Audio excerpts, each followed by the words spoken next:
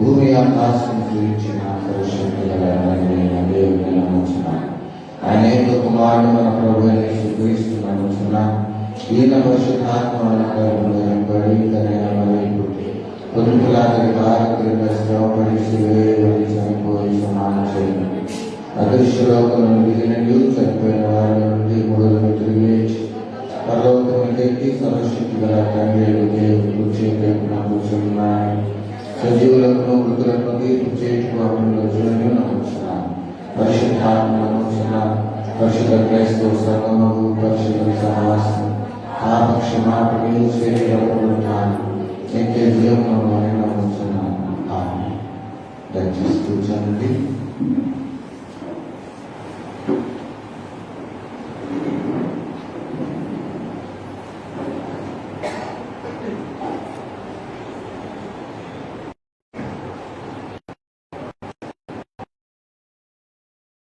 నుండి 198వ కీర్తన, చిన్న కీర్తన పుస్తకాల్లో 74వ కీర్తన, సిలువే నా శరణాయనురా అనే కీర్తన పాడుకున్నాం. చివరి చరణం పాడుతుండగా ఇది నా వాక్య సందేశం ప్రియులు గమనించుకుంటున్నారు కానీ వాక్య సందేశాన్ని చూస్తూ వారిని రేపు నడుస్తూ ఉన్నాను. ఇది నా వాక్యానికి వాక్య సందేశాన్ని అందిస్తాను. అందరూ కలిసి సిలువే నా శరణాయనురా అనే కీర్తన పాడుకుందాం.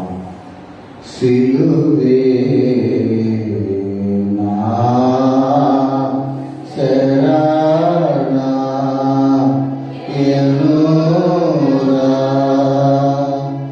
నీ సిలువే నా శరణాయనురా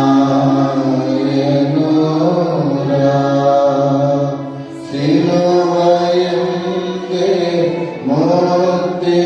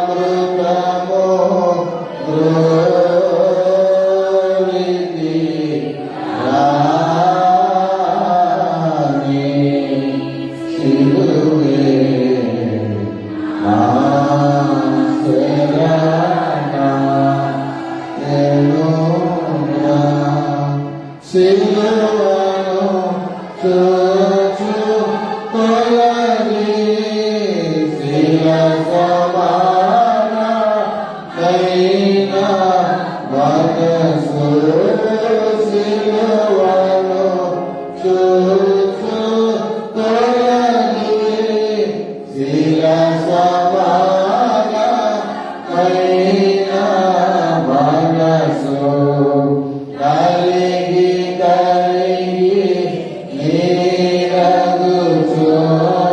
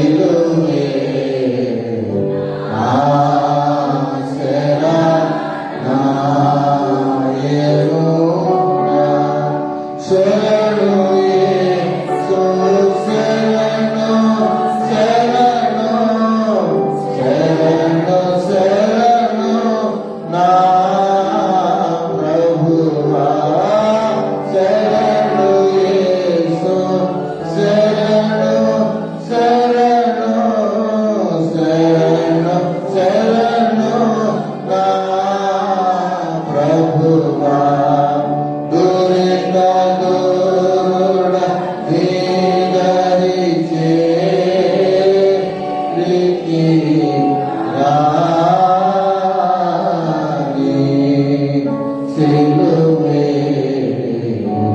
నా శరణ ఎనురా నీ సిలువే నా శరణ ఎనురా. మన తండ్రి దేవుని ప్రభువైన యేసుక్రీస్తు కృపయు సమాధానం కలుగుగాక. ఆమేన్. దయచేసి కూర్చొని వారి సదస్సులు ముస్లిం కుమారులను ఆహ్వానిస్తున్నాను.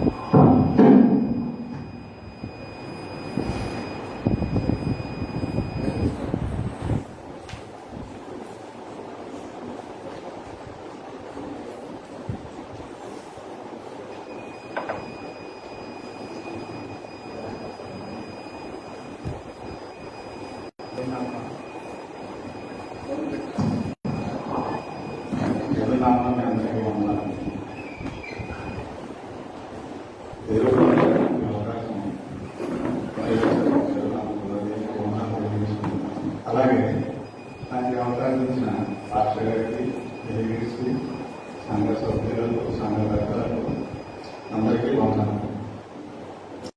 ఈరోజు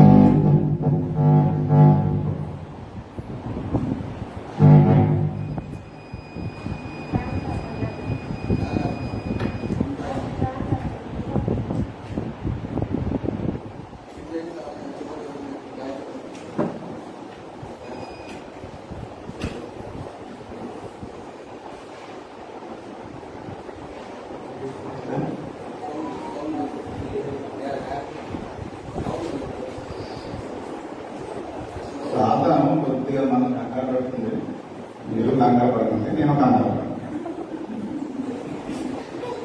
సరే, మన పాఠ్యాంశం సువార్త పాఠ్యభాగం మార్పు సువార్త 9వ అధ్యాయం 17 నుంచి 29 వరకు చదివారు. మరి ఒక్కసారి చదవండి.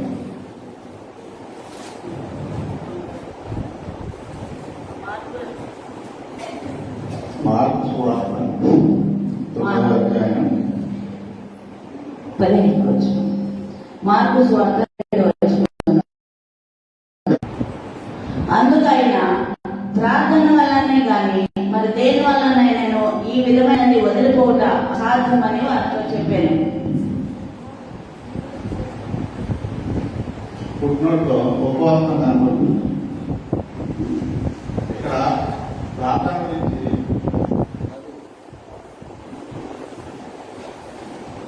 ఇక్కడ మనకు కనపడుతుంది ఏంటంటే ప్రార్థన గురించి. అలాగని మనం చాలాసార్లు ప్రార్థన గురించి ఉపవాసం గురించి వింటూనే ఉన్నాం. ఈ కాలంలో కూడా బాగా మనం ఈ ఉపవాస ప్రార్థన గురించి వీటి గురించి మనం చెప్పుకుంటూ ఉంటాం. అయితే ఇక్కడ క్రీస్తు దగ్గరికి ఒక దెయ్యం పట్టిన వ్యక్తిని తీసుకురావడం చూస్తున్నాం. శిష్యులు ఆ దెయ్యాన్ని బయట పంపించలేకపోవడం అనేది నాకు ఇక్కడ కనబడుతుంది. ఎందుచేత ఆ దెయ్యాన్ని శిష్యులు పంపించలేకపోయారు?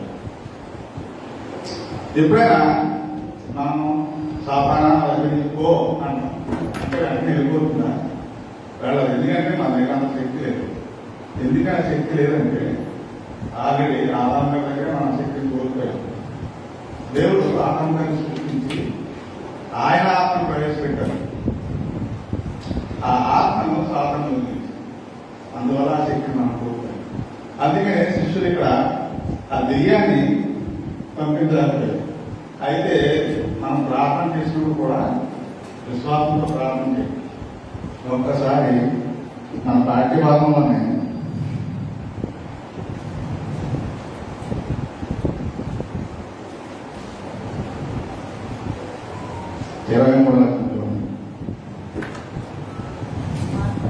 మార్క్స్ వార్త 9వ అధ్యాయం 23వ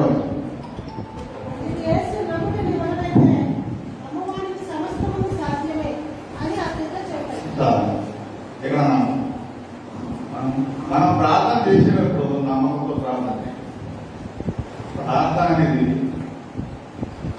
నమ్మకం మీద ఆధారపడి మనం కాలంలో వచ్చి ఏదో నాకు అది ఇది అని ప్రార్థన చేసుకుని వెళ్ళిపోతే మాత్రం అది జరగదు.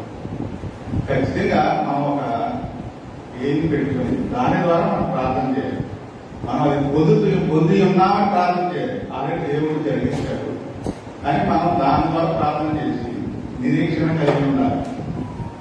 అంతేగా ప్రార్థన చేసిన వెంటనే దేవుడు ఎక్కడ ₹1,00,000 పెట్టాలి అని మనం ప్రార్థన చేస్తే వెంటనే ₹1,00,000 దానికోసం మనం వెయిట్ చేయాలి. చాలా శ్రమ పడాలి. అయితే క్రీస్తుపౌలు గారు ఒకరు చెప్తారు ఏమో, చూసి నమ్మిన వారి కంటే చూడక నమ్మిన వారు ధన్యులు. ఇక్కడ చూసి నమ్మకం, చూడకుండా నమ్మకం. చూసి నమ్మకం అంటే మనం ప్రార్థన చేస్తాం, రిజల్ట్ వస్తాం, అప్పుడు నమ్ముతాం. మనం ప్రార్థన చేసుకుని ఇది జరిగిందని మనం అనుకుంటే చెప్తున్నాం కదా, అదే జరిగిందని చెప్పండి చూడకున్నాం. ఇప్పుడు ఒక ట్రైన్ ఢిల్లీలో బయలుదేరి చెన్నై వెళ్ళాలి, మనం వెళ్తాం.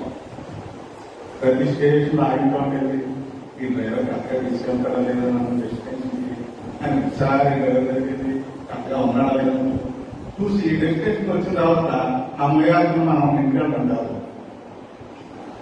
మన ఇంటి ప్రశాంతంగా పడుకొని దిగిన తర్వాత ఇంటికి వచ్చిన తర్వాత క్షేమంగా వచ్చాను తీసుకునేది చూడక నమ్మకానికి ఆధారపడుతుంది.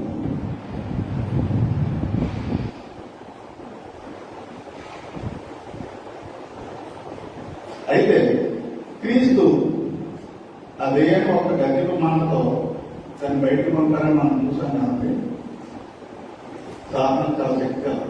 ఎందుకంటే దేవుడు ఈ ఎంత శక్తి ఉందో సాధనకి అంతే శక్తి ఉంది. దేవుడు చేసే ప్రతి పని మనం చేసే ప్రతి పని దేవుడికి ముందే తెలుసు. అలాగే సాధన కూడా ఎందుకంటే దేవుడి కంటే ముందు సాధన ఉంటుంది. ఎందుకంటే సాధన మనతో ఎప్పుడు మన ఇంకే ఉంటుంది. మన అన్నగానో, మన చెల్లిగానో, మన తల్లిగానో, మన తండ్రిగానో, మన అక్కగానో, చాలా రూపాయలు మన ఫ్రెండ్గానో, చాలా రూపాయలు మనతో పాటే తిరుగుతూ మనల్ని స్వాతంలో పడేస్తారు. అయితే దేవుని కూడా సాధన శోధించింది. ఎక్కడంటే లోకాసు వార్త 4వ అధ్యాయం.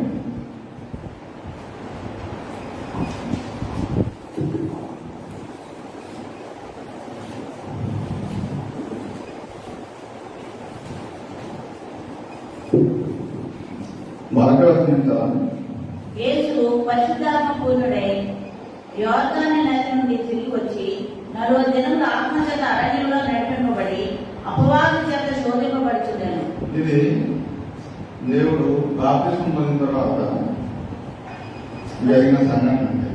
అప్పటికి ఇంకా ఆయన సువార్త స్టార్ట్ చేయలేదు. ఇప్పుడు చదవండి తర్వాత.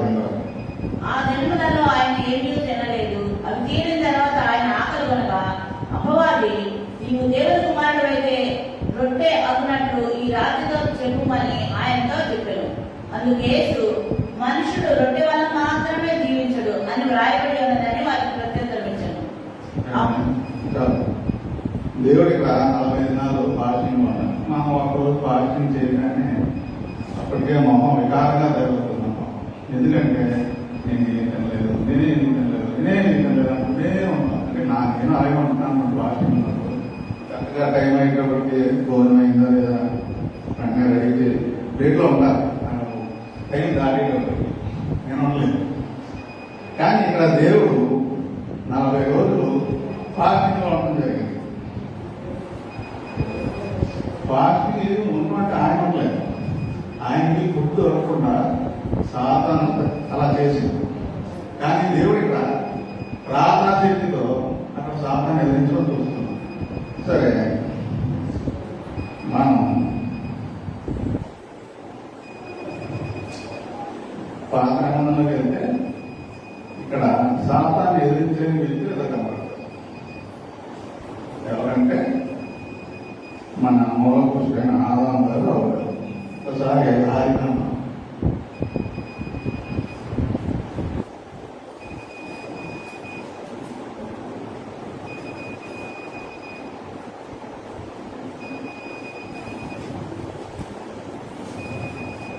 3వ అధ్యాయం 6వ.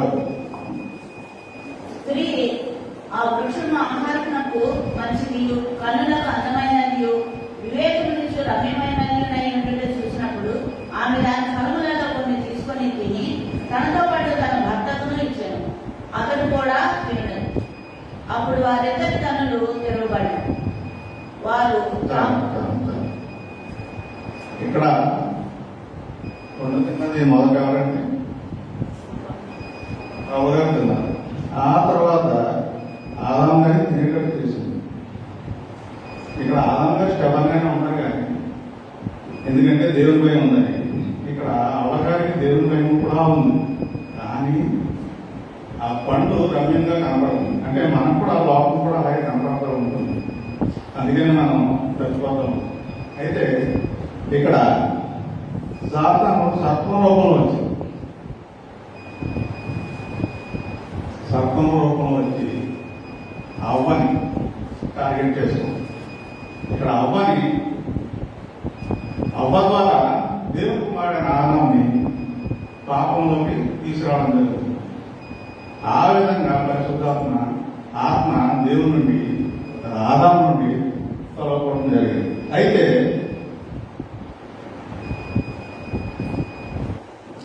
ఒకసారి నిత్యోపదేశకాండం 8వ అధ్యాయం 2వ వచనం చదువు.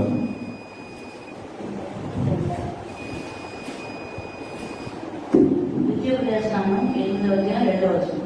మరియు నీవు ఆయన ఆజ్ఞలను గైకొందువో లేదో నిన్ను శోధించి నీ హృదయంలో నున్నది తెలుసుకున్నటకు నేను అణుచు నిమిత్తమును అరణ్యంలో ఈ 40 సంవత్సరములు నీ దేవుడైన యెహోవా నిన్ను నడిపించిన మార్గం అంతటినీ జ్ఞాపకం చేసుకోను. ఆహారం వల్లనే గాక యెహోవా సెలవిచ్చిన ప్రతి మాట వలన నరులు బ్రతుకుదురని నీకు తెలియజేయటకు ఆయన నిన్ను అణచి నీకు ఆకలి కలుగజేసి నీవే గాని నీ బిడ్డలే గాని ఎన్నడెరుగని మన్నాతో నిన్ను పోషించదను.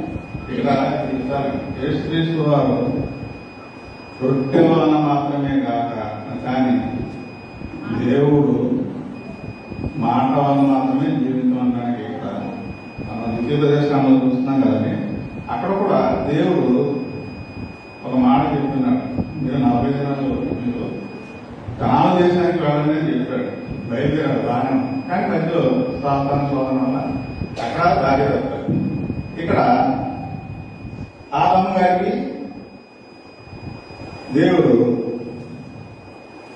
ఒక ఆజ్ఞ ఇస్తున్నారు. ఏం ఆజ్ఞ ఏంటంటే పండు తినొద్దని ఆజ్ఞ ఇచ్చారు. కానీ ఇక్కడ ఆ ఆజ్ఞ తప్పారు. అదే మాట, ఆజ్ఞ మాట. అందుకని ఇక్కడ సాతాను వారు ఎప్పుడు రెడీగానే ఉంటారు. దేవుని ఆజ్ఞ ఎలా మన చేత మీరి మనం ఆజ్ఞ మేరమే పాపం అంటే ఏదేదో అనుకుంటాం. తర్వాత ధర్మశాస్త్రం ఏమి వచ్చినా మనకు లేదు. ఫస్ట్ ఆజ్ఞ మేరమే పాపం మనం చూస్తే. అయితే ఈ పండు అనేది ఆహారానికి కనపడుతుంది. ఏమని చెప్పుకున్నాక ఆహారం మనం మీద వెళ్తా ఉంటాం, స్వీట్ స్టాల్ కనపడగానే అంటే నాకు చాలా ఇష్టం స్వీట్, ఎలాగైనా స్వీట్ తినాలనిపిస్తాం. ఇదే ముఖ్య ఉద్దేశం, ఆకర్షణ. సాధారణ మనం చూపించేది ఇక్కడ ఆకర్షణ. చాలాసార్లు మనం ఈ ఆకర్షణకు లోబడి పాపం చేస్తూ ఉంటాం, దేవుడు ఇచ్చిన ఆజ్ఞను నేర్పుతా ఉంటాం. అయితే అదేవిధంగా ఇక్కడ ఆదాము గారు అవగారు మిగిలారు. అయితే అవగారు పండు తీసుకుని ముందు అడుగుతున్నది ఆదాము గారు తింటామని తిన్నాను ఉంటాడు. మా ఇంట్లో కూడా చాలాసార్లు చూస్తూ ఉంటాను. నాకు ఇష్టం నేను కోట చేసినప్పుడు నేను తిన్నో వెంటనే తినాలి అని ఏం చేస్తున్నాం, మనం తినాల్సి వస్తుంది. మనకి ఇష్టం ఉన్నా అదేవిధంగా ఆనందంగా తిన్నారు. ఆ విధంగా ఈ లోకానికి పాపం అని మనం చెప్పుకోం. కానీ అక్కడ స్థితి ద్వారా స్కిన్ వచ్చింది. చూడండి ఏమొచ్చింది, స్కిన్ ద్వారా స్కిన్ వచ్చింది. ఈ స్కిన్ని అలా తీయాలంటే దేవుడు యెహోవా మళ్ళా శరీరధారిగా ఈ లోకానికి రావడం జరిగింది. ఆ తర్వాత శిల్ని తీసివేయడం జరిగింది. సరే చూడండి, ఆదికాండం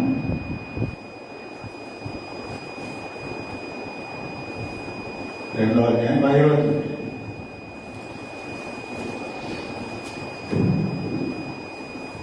అయితే మంచి చెడ్డలు తెలివినిచ్చు వృక్ష ఫలములు తినకూడదు, నీవు వాటిని తిరుగుతున్న నిశ్చయముగా చర్చదు అని నరణంగా ఆజ్ఞాపించను. ఇక్కడ ఏమైనా ఆజ్ఞాపించారు? చర్చలు నిశ్చయముగా. నిశ్చయం. ఇక్కడ యేసుక్రీస్తు వారు ఏమని చెప్తున్నారు? రొట్టె వల్ల మాత్రమే కాక దేవుని మాట వలన బ్రతికుదు అని రాయబడినదని చెప్పారు. అంటే ఇక్కడ ఆజ్ఞ నేరుగానే చనిపోయినాం. అదే ఆజ్ఞ సాధారణ గుర్తు చేస్తారు. అంటే నువ్వు నన్నేం శోధించట్లేదు, నీ పని నువ్వు చూసుకోవాలి. ఓకే, సాధారణ ఈ ఆదికాండంలో సర్పలోకం అని చెప్పుకున్నాను, కానీ రకరకాల రూపం వస్తుందని కూడా చెప్పుకున్నాను.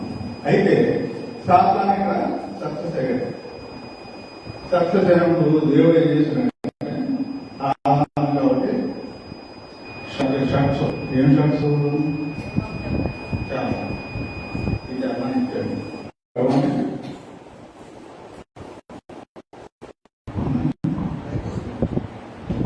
అయితే ఈ చర్మపు చొక్కాయని కుట్టించి తొలగించాడు. అంటే మనకి ఇక్కడ టైట్ గా అమర్చేశాడు దేవుడు. ఇక్కడ ఈ చర్మాన్ని తీసే పని లేదు. మళ్ళీ తీయాలంటే ఆయనే మళ్ళీ లోకానికి రావాలి. ఆ విధంగా మనకి లక్ష్యం కలుగు చేయడానికి దేవుడు మళ్ళీ ఏం చేశాడు? కొన్ని ఆలోచించున్నారు, పాపం చేయలేదు. ఎక్కడ ధర్మశాస్త్రం చెప్పడం జరిగింది. కాబట్టి ఈ లోపలనే నోవహు కాలంలో పాపం ఎదిగిపోయినప్పుడు దేవుడు ఏం చేశాడు? జలప్రాణం. అలాగే సొదొమ గొమొర్రా మీద కూడా అగ్నికాండం పుట్టడం జరిగింది. ఇవన్నీ చూసిన తర్వాత దేవునికి అంతకీ వేరే మార్పు లేదని పశ్చాత్తాపడి, ఆయన పశ్చాత్తాపడ్డాడు, మనం కాదు, చింతించాడు. మనం కూడా మనం పిల్లల విషయంలో ఒకసారి చింతిస్తూ ఉంటాం. ఎలా ఆఫీస్ వెళ్తా, అరే కరెంట్ ఉంటుంది, నువ్వేం పట్టుకోకు, జాగ్రత్తగా ఉందని చెప్పారు. సాయంత్రం కూర్చోబెట్టి బాగా ఎలా జరిగింది, ఏమని ముట్టుకున్నారా కరెంట్ని, దానివల్ల శాంతి. మనం వెంటనే ఏం చేస్తాం? అయ్యో అంటాం, మళ్ళీ మనకు ఒక 2 డబ్బులు వేస్తాం. వాడు ఇంకా బాధపడడం, ఇంకా బాధపడతాం. దేవుడు కూడా అదేవిధంగా మనం శిక్షించడం జరుగుతుంది ఇక్కడ. అయితే తర్వాత మనం బాధపడతాం. ఆల్రెడీ దెబ్బతింటే మళ్ళీ మనం దెబ్బేసామంటే. అందుకని దేవుడు ఏం చేశాడంటే ధర్మశాస్త్రంలో కొన్ని బోధించాడు. ఆ బలి అర్పణ ద్వారా మిమ్మల్ని రక్షిస్తానని మోషే ద్వారా ధర్మశాస్త్రం ద్వారా చెప్పడం జరిగింది. ఆ బలు తర్వాత అవుతారు. అయితే ఇక్కడ చిన్న ద్వారా వచ్చిన స్కిన్ తీయటానికి దేవుడు ఈ లోకానికి వచ్చాడు, తీశాడు, వెళ్ళిపోయాడు. ఇప్పుడు పత్రిక పాఠంలో కండి యాకోబు 5వ అధ్యాయం 14 వచ్చింది.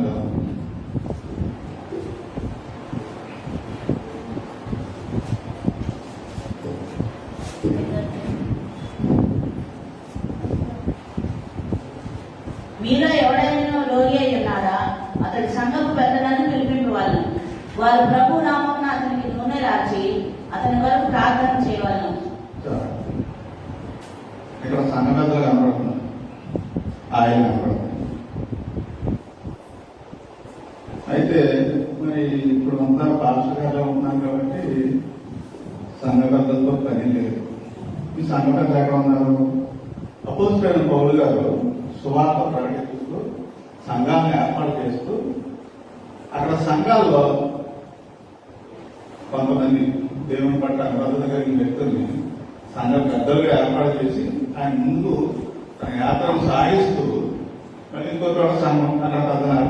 ఈ విధంగా సంఘాలు ఏర్పాటు చేశారు. ప్రతి నిమిషం ప్రతిరోజు ఈ పౌరు గారు వచ్చి అక్కడ వాకి పాలు చేయడం కాదు. ఆల్రెడీ అక్కడ సంఘాన్ని బలపరిచి సంఘ పెద్దలు ఏర్పాటు చేసి పెట్టడం జరిగింది. ఈ సంఘ పెద్దల పని ఏంటి? సంఘాన్ని బలపరచడం, సంఘంలో ఉన్న ప్రతి పని వీరిదే బాధ్యత.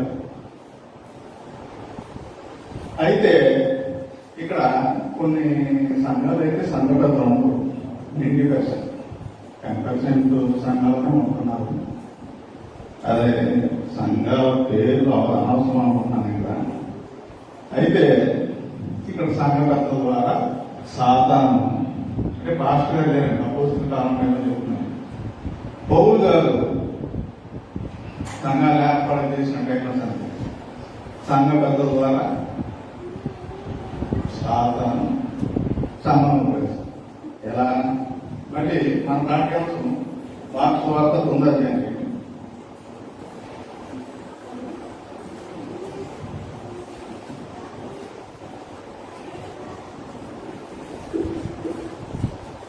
లోక 4వ అధ్యాయం 5వ వచనం.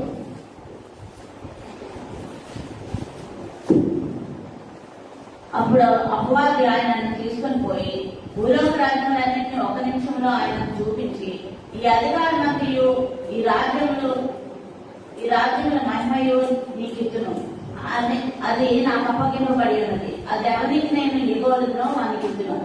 కాబట్టి నీవు నాకు మొక్కితివా, ఇదంతయు నీ దగ్గరని ఆయనతో చెప్పాను. అందుకు యేసు, నీ దేవుడైన ప్రభు నాకు మొక్కి ఆయనను మాత్రమే సేవించాలని రాయబడి ఉన్నదని ఆయన ప్రత్యుత్తరం ఇచ్చాను. ఇక్కడ అధికారం, ప్రజెంట్ సిచ్యువేషన్ అధికారం కోసం ఎంతగా దండపడుతుందో మనం చూస్తున్నాం. అది రాజకీయం కానివ్వండి, సంఘాలు కానివ్వండి, అలాగే ఆఫీసు యూనియన్ల ద్వారా కానివ్వండి, ప్రపంచంలో కూడా అంటే ఆధిపత్యం అధికారం ఈ ప్రపంచం అంతా నా చేతిలోనే ఉండాలి. ప్రపంచం అంతా నా చేతిలో ఉండాలనే కాన్సెప్ట్ కావాలంటే సాధారణ. ఎందుకంటే దేవుడిని మీట్ చేయాలి. దేవుడి కంటే పరిస్థానం, అదే దేవుడు పరిస్థానం సెకండ్ పొజిషన్ అంటే ఫస్ట్ నేను ఫస్ట్ లో ఉండాలి, నేను దేవుడు సెకండ్ లో ఉండాలి. అది సాతాను యొక్క ముఖ్య ఉద్దేశం. అందుకనే వేదాలు సృష్టిస్తూ ఉంటుంది సంఘాల్లో.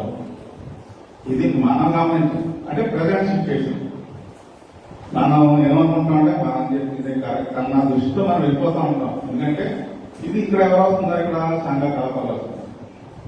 ప్రజెంట్ సిచ్యువేషన్ ఉంటే సంఘ కాపాలు వస్తుంది, సంఘ పెద్ద స్థానం. ఈ కాపాలు ఎలా ఉన్నారంటే మరి ఇక్కడ సంఘ కాపాలు అంటే మనం అనుకుంటున్నాం పాస్టర్ గారు అనుకుంటాం. 5 సంవత్సరాలు పాస్టర్ గారు మళ్ళీ వెళ్ళి కొత్త పాస్టర్ గారు వస్తారు. సంఘ కాపాలు అంటే మనమే అనుకుంటాం. పాస్టర్ గారి తర్వాత డెలిగేట్స్ తర్వాత సంఘ పెద్దలు, తర్వాత స్త్రీల సమాజం, యూత్ అండ్ సంఘం, సంఘం అందరూ. కాబట్టి సంఘాన్ని కాపాడుకోవాల్సిన బాధ్యత కూడా ప్రతి ఒక్కరి మీద ఉంది. అది మనం గమనించి మనం ముందుకు వెళ్ళాలి. ఇక్కడ అధికారం కోసం చూసాం కదా. అయితే క్రీస్తుపోయి ఒక మాట చెప్పాలని చూసాం కదా, దేవుడికి మాత్రమే మొక్కడం. నిర్గమకాండ 20వ అధ్యాయం 3-4 వచనం కదా.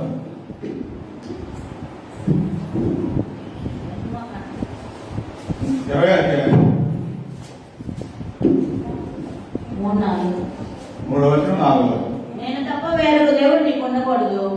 పైన ఆకాశం అందే గాని, క్రింద భూమి అందే గాని, భూమి క్రింద నేల అందే గాని ఉండు దేని రూపమునైనను విగ్రహమునైనను నీవు చేసుకొనకూడదు. వాటికి సాగిలు పడకూడదు, వాటిని పూజించకూడదు. ఇక్కడ దేవుని కుమారుడైన క్రీస్తుని తనకు మొక్కమని ఇక్కడ దేవుడు సాతాను శోధిస్తున్నాడు. వెంటనే అధికారం వస్తుంది. ఈ అధికారం ఎలా వస్తుందని చూపించాడు. ఒక్క నిమిషంలోనే ప్రపంచాన్ని అంతా చూపించాడు.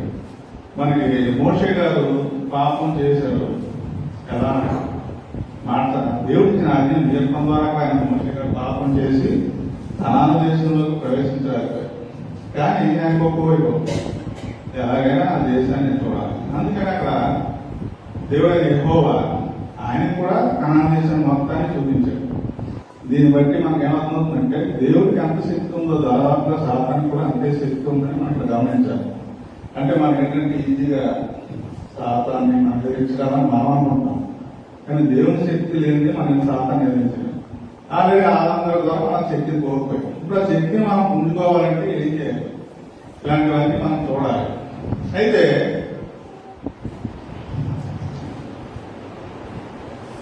యెహెజ్కేలు 34వ అధ్యాయం 2వ వచనం.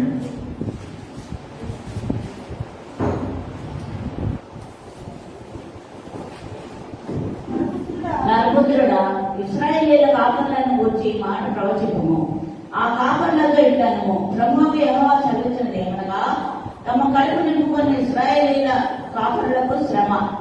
కాపరులు గొర్రెలను మేపవలను కదా, మీరు క్రొవ్విన గొర్రెలను వధించి క్రొవ్వును తిని వచ్చిన కప్పుకొందురు కానీ గొర్రెలను మేపరు. బలహీనమైన వాటిని మీరు బలపరచరు, రోగం గల వారిని స్వస్థపరచరు, గాయపడిన వాటికి కట్టుకట్టరు, తోలు వేసిన వాటిని మళ్ళా తోలుకొని రావు. ఇశ్రాయేలు కాపరు ఎవరండి?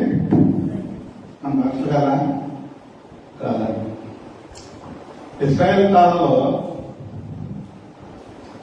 సొలొమోను ముందు వరకు, సొలొమోను కాదు, సౌలు ముందు వరకు అధిపతులు ఉన్నారు. అంతకుముందు యాజకులు ఉన్నారు, ప్రధాన యాజకులు ఉన్నారు, మోషే ఉన్నారు. మోషే తర్వాత న్యాయాధిపతి.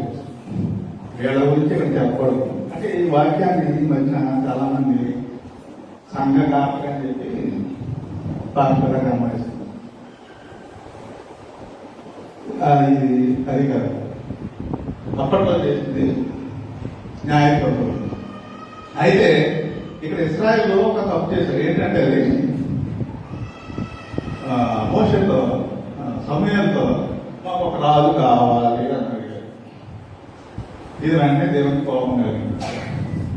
ఇక్కడ వెంటనే సమయం నుంచి మనం వద్దంటున్నారు కాబట్టి వాళ్ళ మీద కఠినంగా ఏడడానికి నేను ఒక రాజుని ఏర్పాటు చేయను అని ఒక రాజుని చూపిస్తారు. ఎవరినైనా సౌలు గారు, ఆయన అభిషేకం చేస్తారు. సౌలు గారు ఇక్కడి నుంచి స్టార్ట్ అయింది.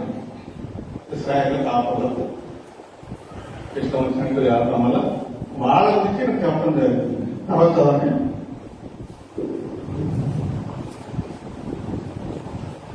అది తప్పిపోయిన వాటిని వెతకరు. అది మాత్రమే కాక మీరు కఠిన మనస్కులై బలత్కారంతో వాటిని ఏలుదురు.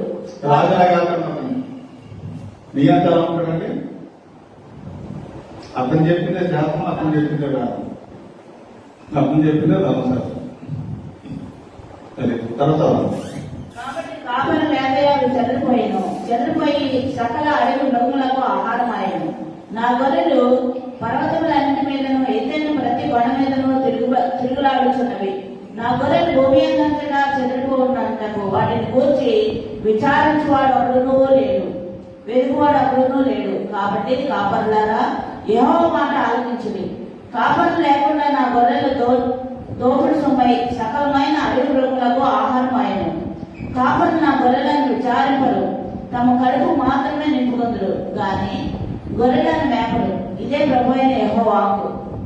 కాబట్టి కాపరులారా, యెహోవా మాట ఆలకించుడి. ప్రభు అయిన యెహోవా సెలవిచ్చినది ఏమనగా, నా దేవుడు తోడు నేను ఆ కాపరులకు విరోధనైంది. నా గొర్రెలను వచ్చి వారి యొక్క విచారించదును, వారి గొర్రెల మేపుడు మాన్పించదును. ఇకనూ కాపరులు తమ కడుపు నింపుకొని జాగ్రత్తలు. నా గొర్రెలు వారికి తిండి కాకుండా వారి నోటి నుండి వాటిని తప్పించదను. ఇదే ప్రభు అయిన యెహోవా వాక్కు.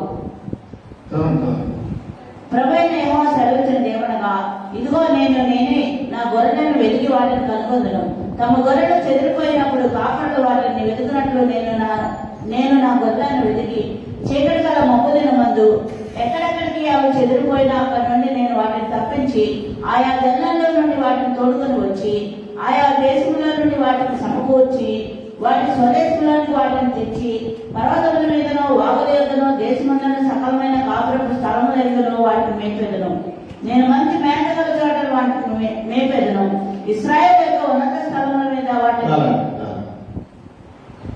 ఇశ్రాయేల్ మళ్ళీ ఒక తోటకి చేరుస్తానని దేవుడు చెప్తున్నాడు కదా, ఇక్కడ మీరు విన్నారు కదా. అయితే ఇదంతా జరగాలంటే దేవుడు మళ్ళీ రావాలి. అంటే రెండవ రాకడ గురించి సూచనగా మనకి ఇక్కడ దేవుడు చెప్తున్నాడు. వీటిని అన్నింటినీ సమకూర్చుతానని చెప్తున్నాడు. ఆల్రెడీ మొదటి రాకడ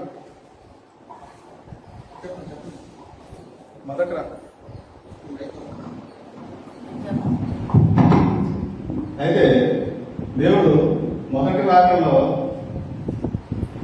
ఈ మొత్తం చెదిరిపోయిన గొర్రెలన్నిటిని చేర్చడానికి శిష్యులను చేసుకున్నాడు ఆయన. వీళ్ళందరినీ మొత్తం ప్రపంచం అంతా భూలోకం అంతా పంపి తన సువార్త ద్వారా మారు మనసు కలగజేసి వారిని అందరినీ తిరిగి ఒక చోట కంటే అక్కడ చెప్పబడిన ఉద్దేశ ప్రకారం అయితే ఇశ్రాయేల్ దేశం, కానీ మన లెక్కలో చూస్తే పరదేశంలో అంటే మళ్ళీ మనల్ని ఆదాము అవ్వాలని ఎక్కడైతే ఏదో తోటలో బయటికి నెట్టివేశాడో అగ్ని జ్వాలని అక్కడ దేవుడు కాపలా పెట్టడం జరిగిందో మళ్ళీ అదే ఏదైనా మనం అంటే ప్రతి పరదేశం అక్కడికి మనం తీసుకెళ్ళడానికి దేవుడు ప్రిపేర్గా మనం తయారు చేసుకున్నాం. కానీ సాతాను ఏం చేస్తుంటుందంటే మనం అక్కడ చేరకుండా ప్రతి విషయంలో అడ్డపడతా ఉంటాం. అందుకని ఇక్కడ ప్రభు అయిన క్రీస్తు ఉపవాసము ప్రార్థన ద్వారా మాత్రమే ఇది జరుగుతుందని చెప్పడం జరుగుతుంది. మనలో ప్రార్థన ఉపవాసం చేస్తాం, ప్రార్థన చేస్తే ఉపవాసం. అయితే ఉపవాసం అనేది ఏంటంటే దేనికి మీరు ఆలోచిస్తున్నారంటే మనం భోజనం చేయకుండా ఉపవాసం చేయడం అని మీరు అనుకుంటున్నారు, కానీ దేవుని ఉపవాసం వేరే విధంగా ఉంటుంది. అది లాస్ట్లో నేను కంపోజ్ చేసినప్పుడు చెప్తాను. అయితే ఇప్పుడు ఈ సంఘానికి కావాలి, సంఘ పెద్దలు లేదు, సంఘానికి కావాలి సాధారణ. ఎందుకు వాటిని ఈ విషయం చెప్పాల్సి వస్తుందంటే ఈ మధ్యన చాలా అర్థబోధకు బయలుదేరారు. లైవ్ అవుతుంది చెప్పాలి లేదో తెలియదు. మేము ఇక్కడికి 2005లో వచ్చామండి, గృహప్రవేశం జరిగింది. వచ్చిన ఒక సంవత్సరం తర్వాత ఒక ఆమె వచ్చింది. కింద అడిగానండి, నేను చర్చకి వెళ్తానని చెప్పారు. వాక్యం చెప్తాం వచ్చిందా చెప్పమ్మా, మనకి యెహోవా దేవుడు అంటే వేరే దేవుడు ఎవరు లేదు అని అన్నాను. చాలాసేపు మాట్లాడేది చాలా విషయాలు. సరే అమ్మాయి ఏం చెప్తామంటే కొట్టడానికి చెప్తుందండి. మీరు అడిగాను, రేపు ఒకటి వస్తాను, మీరు క్రిస్మస్ చేయకూడదు, ఈస్టర్ చేయకూడదు, గుడ్ ఫ్రైడే చేయకూడదు చెప్పండి. కానీ చర్చ చేయగలమా ఒక సాక్షి. సరే అమ్మా, ఆదాం గారు అవగాహన పెట్టుకు చేస్తున్నారా లేదా నేను ఆలయంలో అడిగాను. లేదండి తెలుగు పుట్టినరోజు చేస్తున్నారంటే లేదా మీ పిల్లలు కానీ మీరు కానీ పెళ్ళిరోజు చేసుకుంటున్నాం, బాగా చేసుకుంటాము. మీరు బైబిల్లో ఒకసారి భాష గారి తీసుకొచ్చి చూపించేసి మీ ఆలయానికి తీసుకెళ్ళామా అని అన్నా. ఆ తర్వాత ఆలయం వేరే విషయం. రైట్, 2023 వాడుకోండి.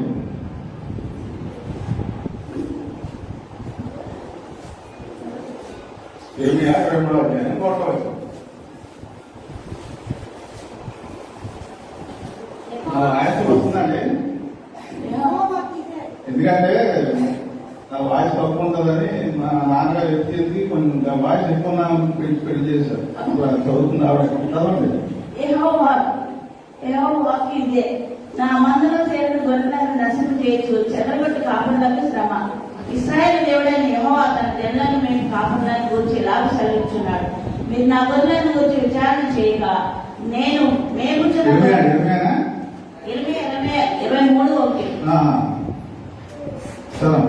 ఇశ్రాయేలు దేవుడైన యెహోవా తన జనులను మేము కాపులను గురించి ఇలాగ సెలవిస్తున్నాడు, మీరు నా గొర్రెలను గురించి విచారణ చేయక నేను మేపుచున్న గొర్రెలను చెదరగొట్టి పారదోలుతుంది.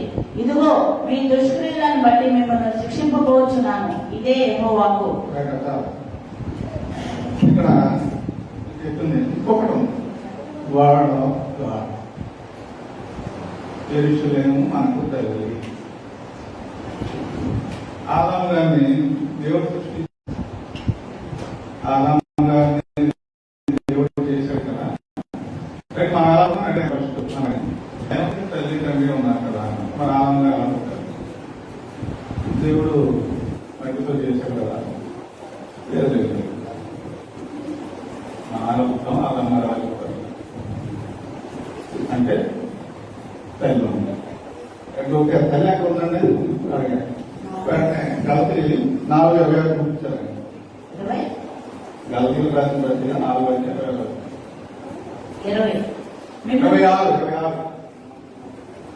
అయితే పైన యెరూషలేము స్వతంత్రంగా ఉన్నది, అది మనకు తల్లి. ఇందుకు కళని పట్టాలా సంతోషించాలి. ఇదే ఆయన చూపించాను. అంటే యెహోవా తండ్రి అయితే యెరూషలేము తల్లి.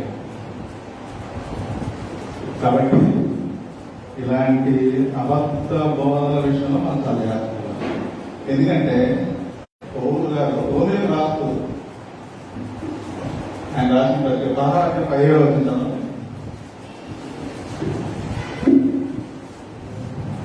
సహోదరులారా, మీరు నేర్చుకున్న బోధకు వ్యతిరేకముగా భేదమైన ఆటంకమైన కలుగుతే వారిని కనిపెట్టి ఉండడని మిమ్మల్ని బతిమాలుకొంచున్నాను. వాళ్ళ నుండి తొలగిపోడి.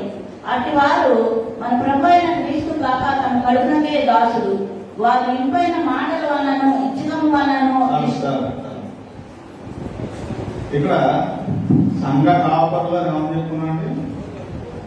మన భాషగా కాకుండా మనం అందరం సంఘ కాపర్లు. ఇలాంటి బోధ విషయంలో సంఘ పెద్దలు తీసుకొచ్చారు కదా, మనకేం సంబంధం అని వీళ్ళ సంబంధం వాళ్ళు అనుకోరు. వీళ్ళ సమాజాలు తీసుకొచ్చారు కదా, మనకేం సంబంధం ఏదో చెప్పారు అనుకోవడం వాళ్ళ కాదు. యూత్ వారు ఎవరినో తీసుకొచ్చారు, వాళ్ళేదో చెప్పి వెళ్ళిపోయారు అనుకోవడం కాదు. కానీ ప్రతి ఒక్కరు సంఘ సభ్యులతో పాటు యూత్, స్త్రీల సమాజం, సంఘ పెద్దలు, డెలిగేట్స్, పాస్టర్ గారు ఇలాంటి బోధల విషయంలో చాలా జాగ్రత్తగా ఉండాలని అపోజిట్ పౌరులు గారు హెచ్చరిస్తున్నారు. రైట్ అండి. మత్తయి 7:15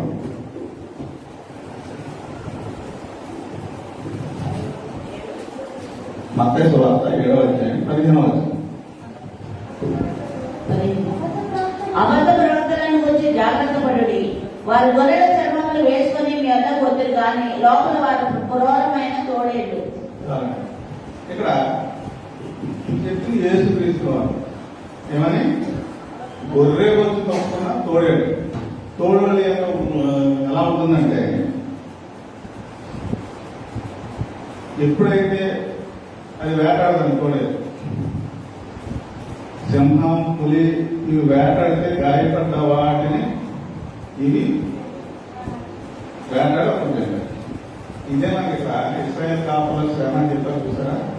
అదే గాయపడ్డ వాటికి పట్టుబట్టడం అంటే మనం మన సంఘంలో ఏమైనా గాయపడటం అంటే మనం ఏమనుకుంటాం అంటే ఏదో దెబ్బ తగిలింది అనుకుంటాం. గాయం అంటే అది కదా. ఇక్కడ కాపర్లు ఇస్రాయేల్ కాపర్లు ఎవరు? న్యాయపతులు, వాళ్ళు రాజులు శ్రమ ద్వారా, బానిసత్వం ద్వారా వాళ్ళని గాయాపాలు చేశారు. అయితే ఇక్కడ ప్రజెంట్ సిచ్యువేషన్ వచ్చేవాడికి ఇక్కడ మనం అధికారం చెప్పుకున్నాం కదండి. ఆదికాండం 11 వాటికి 4 ఒకసారి. భూమి అన్నంతటా ఒక భాషయు ఒక పలుకును ఉండేను. వారు తూర్పును ప్రయాణమై పోచుండగా సినారు దేశంలో ఒక మైదానం వారు కనపడేను.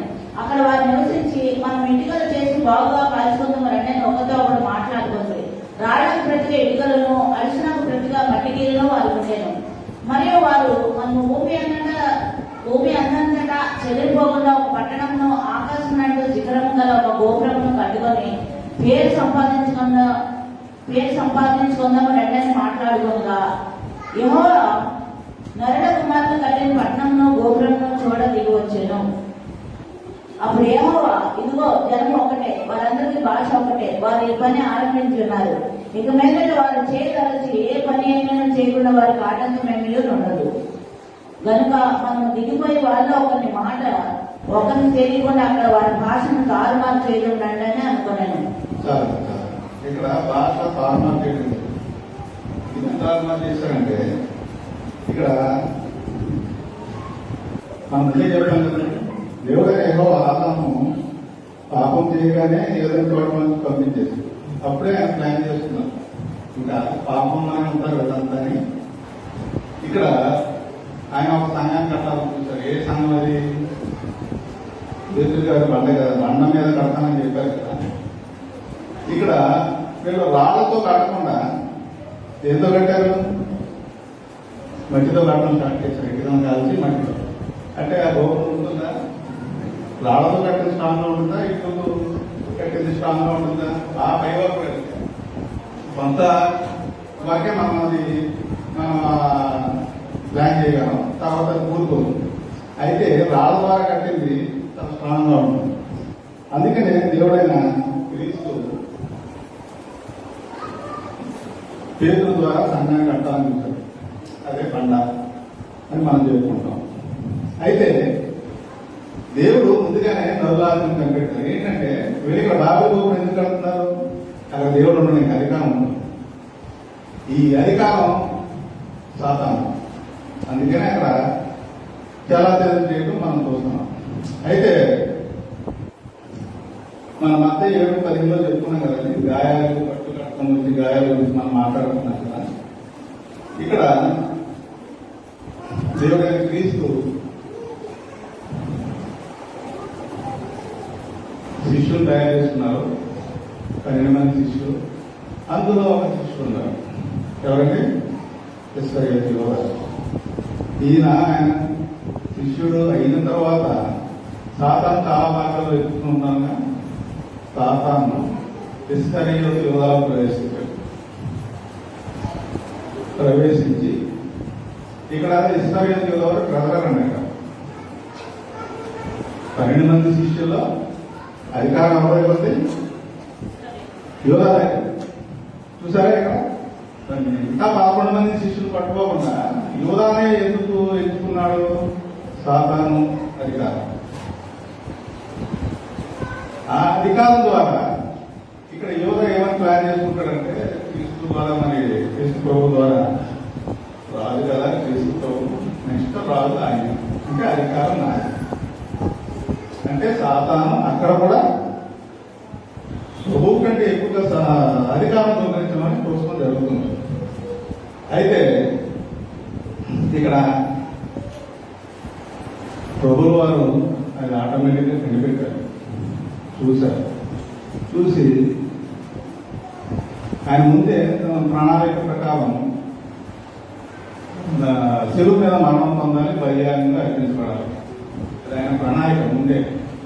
ఎప్పుడైతే మనం ఆదాం ద్వారా మనకి పాపం వస్తుందో అప్పుడే ఆయన ప్లాన్ చేస్తున్నారు. దాని ప్రణాళిక, ఈ ప్రణాళికను ప్రతి క్షణం, ప్రతి నిమిషం, ప్రతి గంటకి అడ్డుకుంటానికి చూస్తూ ఉండేది సాతాను. అందుకనే ఇస్కరియోతు యోధ ద్వారా దేవుడు చనిపోకుండా చేసి మా అధికారం పొందాలని చూసింది సాతాను. అయితే దేవుడు ఆ ప్లాన్ ముందుగానే కనిపెట్టి ఇస్కరియోతు యోధ ద్వారానే ఈ ప్రధాన యాజకుడికి వాళ్ళకి పట్టుబట్టడం జరుగుతుంది, ఆ సైన్యానికి. అయితే దేవుడు తన ప్రణాళిక ప్రకారం బలియాగంగా అర్పించాలని అనుకున్నప్పుడు దేవుడు కొన్ని సూచన క్రియలు చేశారు పక్కన మనం. అయితే మనం ఏమనుకుంటామంటే ప్రతిసారి దేవుడు నమ్మాలంటే ఏదో ఒక సూచన క్రియ చేయాలి. ఇప్పుడు మన పిల్లడు మనం నమ్మాలంటే ఒక కారు కొనమంటాడు, బొమ్మకాలంటే ఈ కాదు మనం కొనిస్తాం, వాడు నమ్ముతానే ఉంటాడు. అయితే కొంచెం కాదు, అది కొనిస్తాం. ఇంకోసారి కొంచెం కాదు, అది కొనిస్తాం. తర్వాత మన శాలరీకి సరిపోలేదా అడుగుతాడు, కొనిస్తాం. ఇక్కడ స్టార్ట్ అవుతుంది. ఏంటి పని చేయలేదు, వేస్ట్ వేస్ట్ వేస్ట్ అంటా ఉంటాడు. ఇది తండ్రినే. మనం అలాగే దేవుడిని నిన్ను అడుగుతున్నా నాకు ఏం చేయట్లేదని మనం ఉంటాం. కానీ అంతకంటే గొప్పదైన రక్షణ భాగ్యం, అంటే పరలోకాల్లో ఉండటానికి మనకు రక్షణ భాగ్యం ఇచ్చాడనేది మనకి తెలియకుండా సాతాను మన కడుపుని మూసేస్తూ ఉంటుంది. అయితే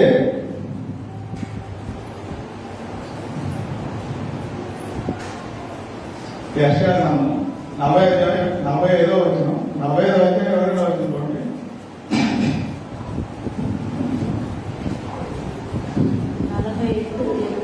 22 వచ్చినామండి. భూదిగంత నివాసులారా నా వైపు చూసి రక్షణ పొందిరి. దేవుడేను నేనే, మరి ఏ దేవుడు లేడు. నా ఎదుట ప్రతి మోకాలు వంగుననియు ప్రతి నాలుగు నా తోడని ప్రమాణం చేయననియు నేను నా పేరు ప్రమాణం చేసి ఉన్నాను. ఇక్కడ యెహోవాకి చదివితే మనం మోకాలు ఉన్నాం. కానీ మనుష్య రూపంలో వచ్చిన యెహోవాను సాతాను ఏమంటుంది? నా ముందు నా సాతాన్ని నమస్కారం చేస్తాను. అయితే దేవుడు అక్కడ చేసి రాయబడిన వాక్యం చూపించి సాతాన్ని పాల్గొన పంపిస్తున్నాం. నెక్స్ట్ లూకా 4వ అధ్యాయం.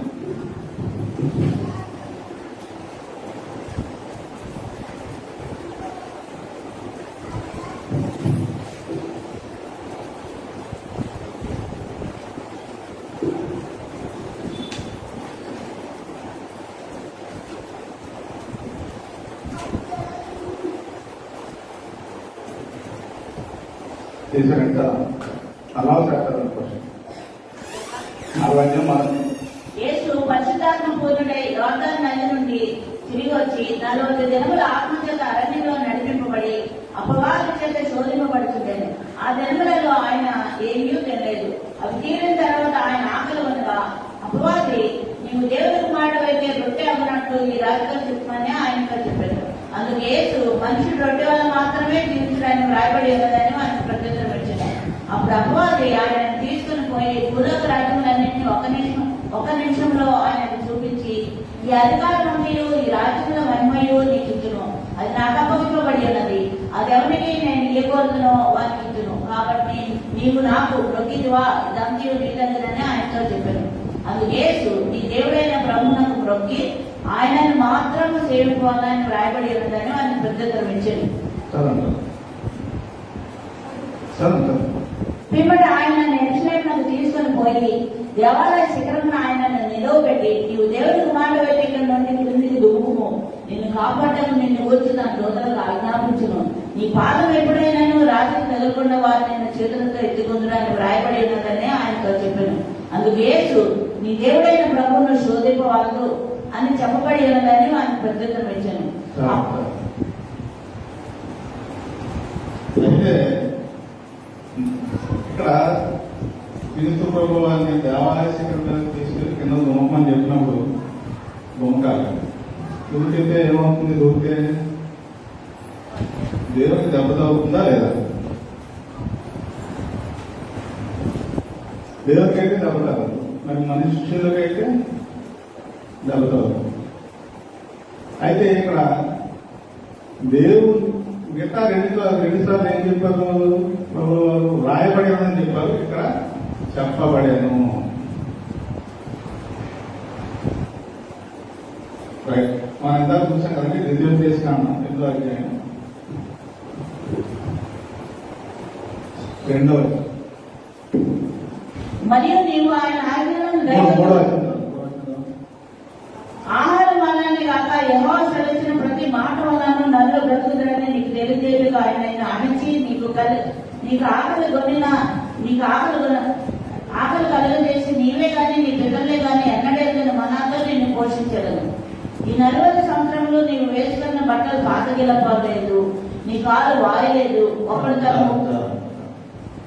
ఇక్కడ దేవుడు జీవంలో నడిపించాడు. ఇస్రాయేల్ని 40 సంవత్సరాలు జీవంలో నడిపించాడు. జీవం అంటే వాళ్ళు వేసుకున్న బట్టల్లో కూడా జీవమేమో, ఎక్కడ పాల్గొపోలేదు. అయితే మనం ఒకసారి ఆ జీవాన్ని వద్దని మనం బయటికి వస్తా ఉంటాం, నిర్జీవం వైపు వస్తా ఉంటాం. జీవం దేవుడైతే నిర్జీవం సాధారణ. అయితే ఈ పాపాలకి ప్రాయశ్చిత్తంగా మనం ఎంత చెప్పుకున్నాం కదా, దేవుడు కొన్ని బలులను ఏర్పాటు చేశారని. అక్కడ బలులు చూద్దాం. ధర్మశాస్త్రం ద్వారా దేవుడు ఏం చేశాడంటే ఇశ్రాయేలు రక్షించడానికి కొన్ని బలు ఏర్పాటు చేశాడు. పలానా దహన బలి, నైవేద్య బలి, సమాధానార్థ బలి, పాప పరిహారార్థ బలి, అపరాధ పరిహారార్థ బలి. అయితే ఈ బలులు అర్పించేటప్పుడు ఎలా అర్పించాలి? నిర్దోషమైన వాటిని, కళంకము లేని వాటిని అర్పించాలి. Right, okay. ఇక్కడ ప్రభువు వారు మనుష్య కుమారుడుగా ఉన్నాడు. ఇక్కడ ఆయన శక్తులు ఉన్నాయి, కానీ ఎక్కడ ఆయన బలియాగం అర్పించాలి? శిలువపై. ఇక్కడ ఆయన దేవాలయ శిఖరం నుంచి ఒకవేళ చూసినప్పుడు దేవతలు పట్టుకునే టైంలో సాతాను అడ్డుకుంటే చిన్న గాయమే అవుతుంది ఇక్కడ దేవునికి. అప్పుడు ఏమవుతుందంటే బలికి ఆయన పనికిరాడు. అందుకని దేవుడు సాతాను శోధించవద్దని వీళ్ళుకోమని చెప్పడం జరిగింది. మళ్ళా రెండోసారి పేతురు గారు వీళ్ళంతా కలిసి కొండ మీదకి వెళ్తారు, అక్కడ రూపాంతరం చెందుతారు. అప్పుడు పేతురు గారు ఏం చెప్తారు? నేను నీకు ఏలియాకి పర్ణశాల కడతాను, నువ్వు ఇక్కడే ఉండాలంటే. ఇక్కడికి వచ్చిన పని ఏంటి? బలియాగంగా అర్పించబడాలి. అక్కడ కూడా సాతాను పేతురు ద్వారా వేసింది. అందుకనే దేవుడైనా క్రీస్తు ఏం చెప్తానంట, సాతానా నా వద్ద పొమ్ము. ఆ విధంగా దేవుడు మనకు రక్షణ కలిగేటప్పుడు రక్షణ కలగజేయాలి అని దేవుడి నియమం ముందే మనం అనుకున్నాం కదా. ఎవరి ద్వారా తెలియాలి రక్షణ? ముగ్గురు వ్యక్తులు ఉన్నారు. ప్రాణంతో, చర్మంతో, స్కిన్తో సర్వాపం కలిగి ఉన్నారు. ఎవరు? ఆనోకు, ఏలియా, మూడవాడు మోషే చనిపోయాడండి. ఆయన సమాధి ఎక్కడా లేదు. ఆయన కూర్చోబెట్టారు కానీ సమాధి లేదు, ఎక్కడా కనపడలేదు. దాని ద్వారానే మిఠాయిలు సాతానుతో పోరాటం చేస్తుంది. ఓకే, ఈ ముగ్గురు ఆదాము ద్వారా వచ్చారు కాబట్టి వాళ్ళు పాపం కాబట్టి, అంటే పాపం అంటే ఆధ్యాత్మిక పాపం కదా. మోసే కొడుకు కూడా ఆధ్యాత్మికం ఉంచారు. అందుకని ఆ ముగ్గురు ద్వారా దేవుడు రక్షించలేకపోయాడు మనం. ఇంకా ఆయన ఏం చేశారు? అందుకని ఆయన శరీరదాగి లోకానికి వచ్చారు. Right, okay. రక్షించడానికి కొన్ని క్వాలిటీస్ కావాలి. నా దేశాన్ని రక్షించడానికి సైన్యం ఉంటుంది. ఆ సైన్యంలో చేరడానికి కష్టలు పెడతాం. కష్టలు పెట్టి అందరూ పెట్టిన వాళ్ళనే సైన్యంలో తీసుకుంటారు. అంతే ఎవరు పడితే వాళ్ళకి సైన్యంలో చేరడానికి తీసుకో. Right, okay. అయితే ఈ మన రక్షించే వ్యక్తి ఎలా ఉన్నారు? ఫిబ్రవరి రాసిన పత్రిక 9వ అధ్యాయం 2వ వచనంలో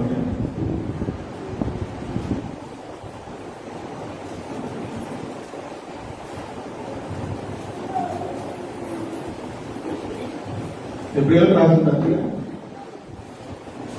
9వ అధ్యాయం 2వ వచనం.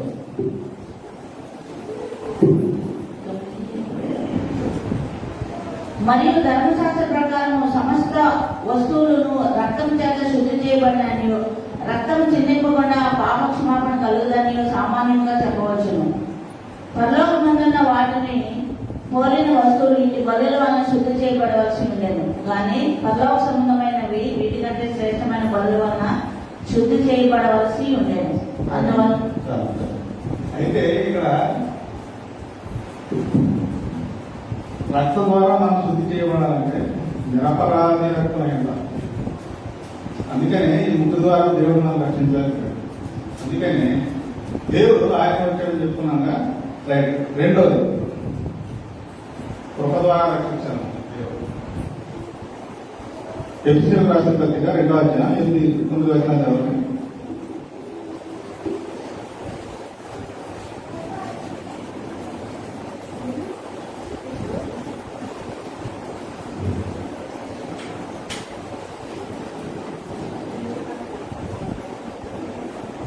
ఎఫెసీయులకు రాసిన పత్రిక 2వ అధ్యాయం 8వ. మీరు విశ్వాసం ద్వారా కృప చేతనే రక్షింపబడి ఉన్నారు. ఇది మీ వల్ల కలిగినది కాదు, దేవుని వరమే. అది క్రియల వల్ల కలిగినది కాదు, కనుక ఎవరినో అతిశయపడ వీలు లేదు. మరియు వాటి యందు మనము నడుచుకున్న వాళ్ళని దేవుడు ముందుగా సిద్ధపరిచిన సత్క్రియలు చేయటమే మనం క్రీస్తు సృష్టింపబడిన వారమై ఆయన చేసిన పని అయి ఉన్నాము. తీర్పు రాసిన పత్రిక 2వ అధ్యాయం 11వ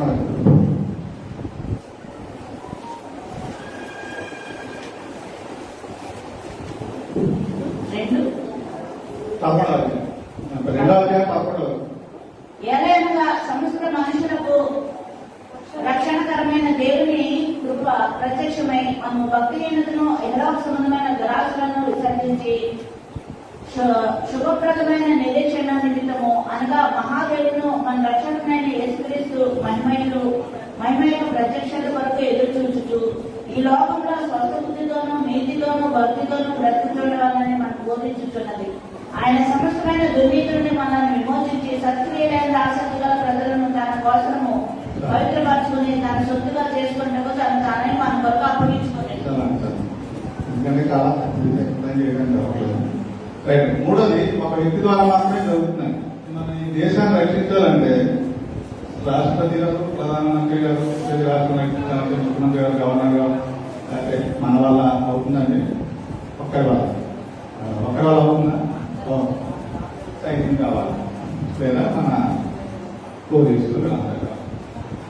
అయితే ఇక్కడ దేవుడు ఒక వ్యక్తి ద్వారా మాత్రమే రక్షణ కలగాలి మనందరికీ.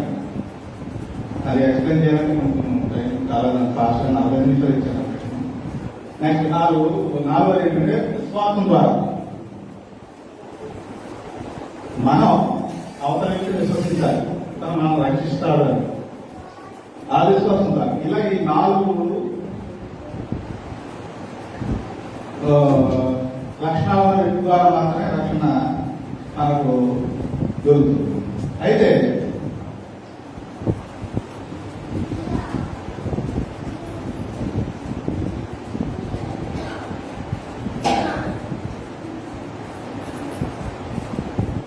యాకోబు పత్రిపాడానికి యాకోబు సువార్త పత్రిపాడ 5వ అధ్యాయం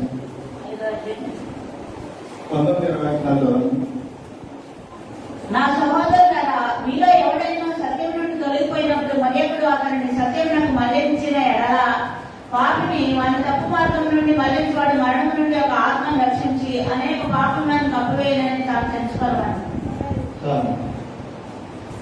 ఇక్కడ మనం ఒక వ్యక్తిని దేవుని వైపు చెప్పాలి. అయితే ఆదాము హవ్వలు పండు తిన్నారు. పండు దేనికి సాదృశ్యంగా కనపడుతుందంటే జీవం లేని ఆహారం. పండు ఎప్పుడవుతుంది? కాయ వాటర్ తీసుకోవడం ఎప్పుడైతే ఆగిపోతుందో కాయ పండుగ స్టార్ట్ అవుతుంది.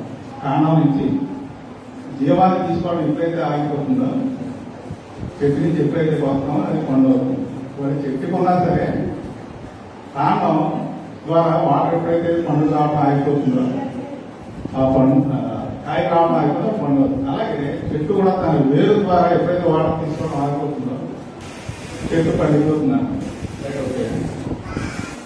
అయితే మనకి సాతాను పండించింది ఎవరి ద్వారా? ఎవరి ద్వారా? ఆదాముకి, ఆదాము ద్వారా. ఇదే మన ఫస్ట్ దేవుడు ఆహారం విషయంలో సాతాన్ని గర్వించాడు కదా. ఇక్కడ పండు సాతాన్ని సాదృశ్యంగా కనపడుతుంటే అక్కడ చాలా అట్రాక్టివ్ గా కనపడింది. అంటే ఈ లోకానికి గుర్తు అన్నమాట పండుగ. మరి అయితే దేవుని గుర్తు ఏంటి? ఏసేరు 40వ అధ్యాయం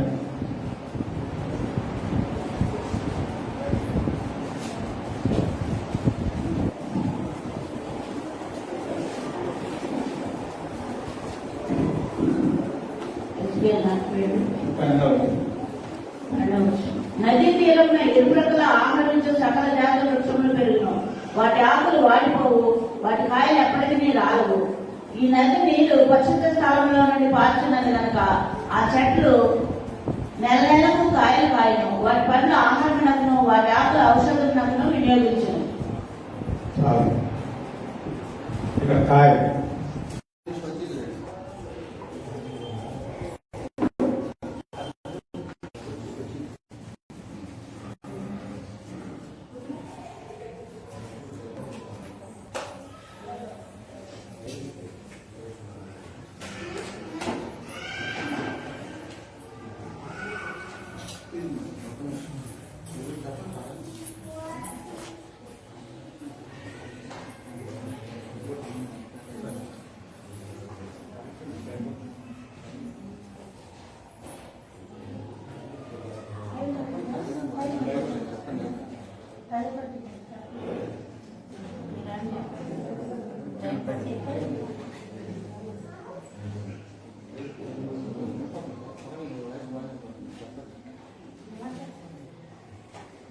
మరలా ఏస్కేలు 40 వచ్చిన చదవండి.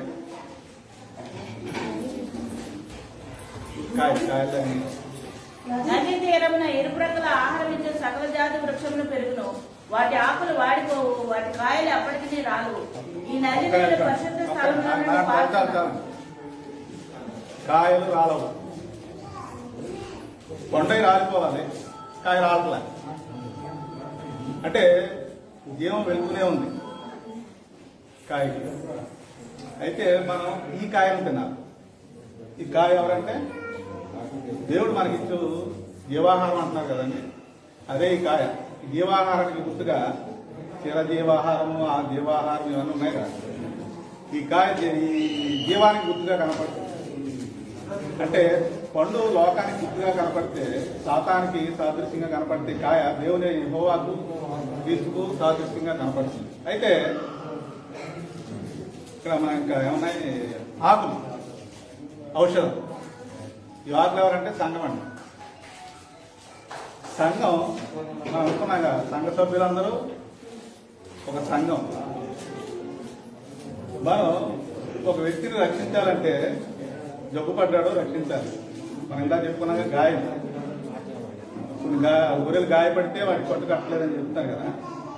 అంటే ముందు చేస్తాను, గంట అయిపోయినారు పాస్టర్ గారు, ఇంకా చెప్పాలి చాలా ఉంది. అయితే ఈ డాక్టర్ దగ్గర మనం ఒక వ్యక్తిని తీసుకెళ్తాం, గాయపడ్డ వ్యక్తిని ఏం చేస్తాడు, మెడిసిన్ ఇస్తాడు.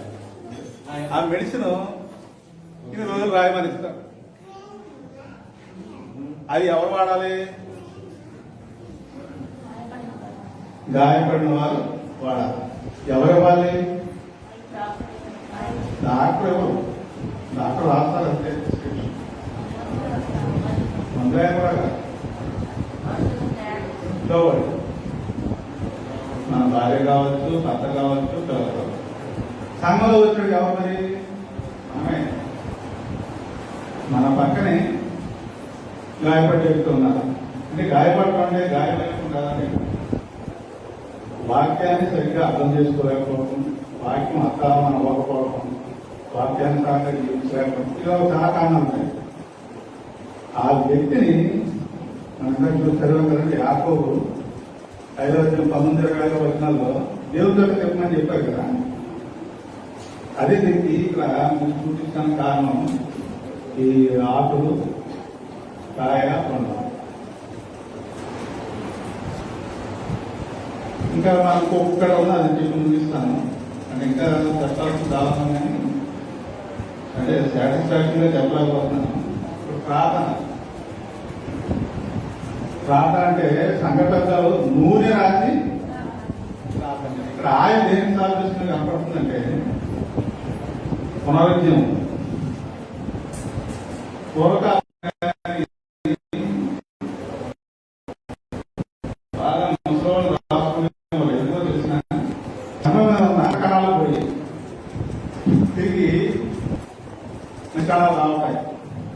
అప్పుడు వాళ్ళు కొంచెం చర్మం ముగిసిపోయి రకం కొంచెం లూజగా ఉంటుంది. అంటే మళ్ళీ పక్కన రావడం వల్ల ఏమవుతుంది, మళ్ళీ యాక్షన్ అవుతుందంట.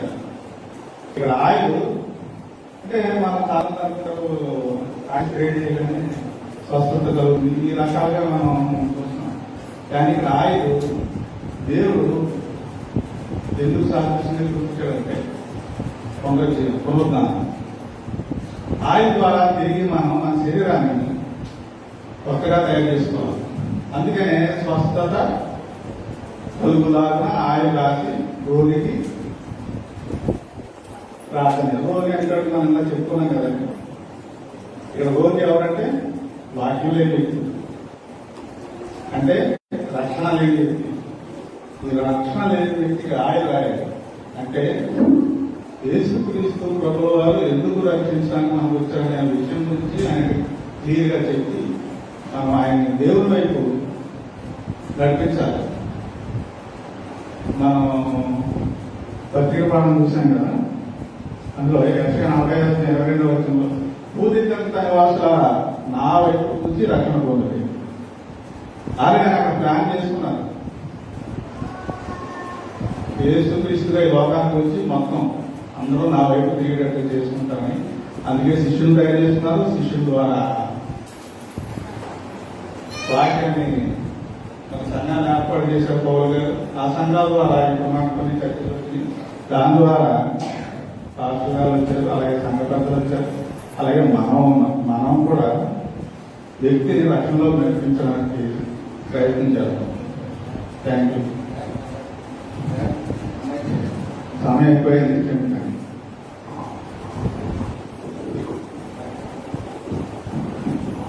సమస్త గ్రామం నుంచి దేవుని సుమానాలు యేసుక్రీస్తు వలన హృదయములకు ప్రభు కావుండును గాక.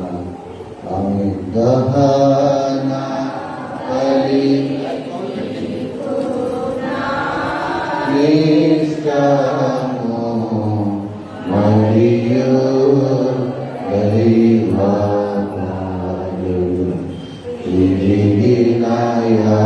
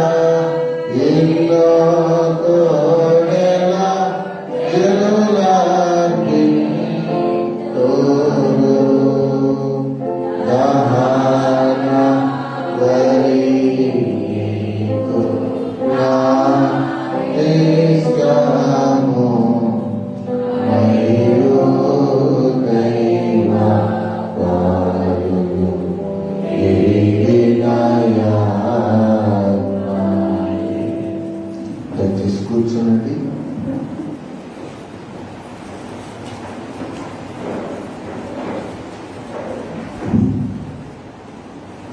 దేవుడు మీ జీవితాల్లో కుటుంబాల్లో చేసిన మేలును బట్టి కృతజ్ఞత అర్పణలు, ప్రత్యేక అర్పణలు, ప్రతిష్ఠిత అర్పణలు, దశమ భాగం కలిగిన వారు ప్రభు సన్నిధిలో అర్పించి ప్రార్థన చేసుకోవాల్సిన ప్రభు పేరునే మిమ్మల్ని ఆహ్వానిస్తున్నాను.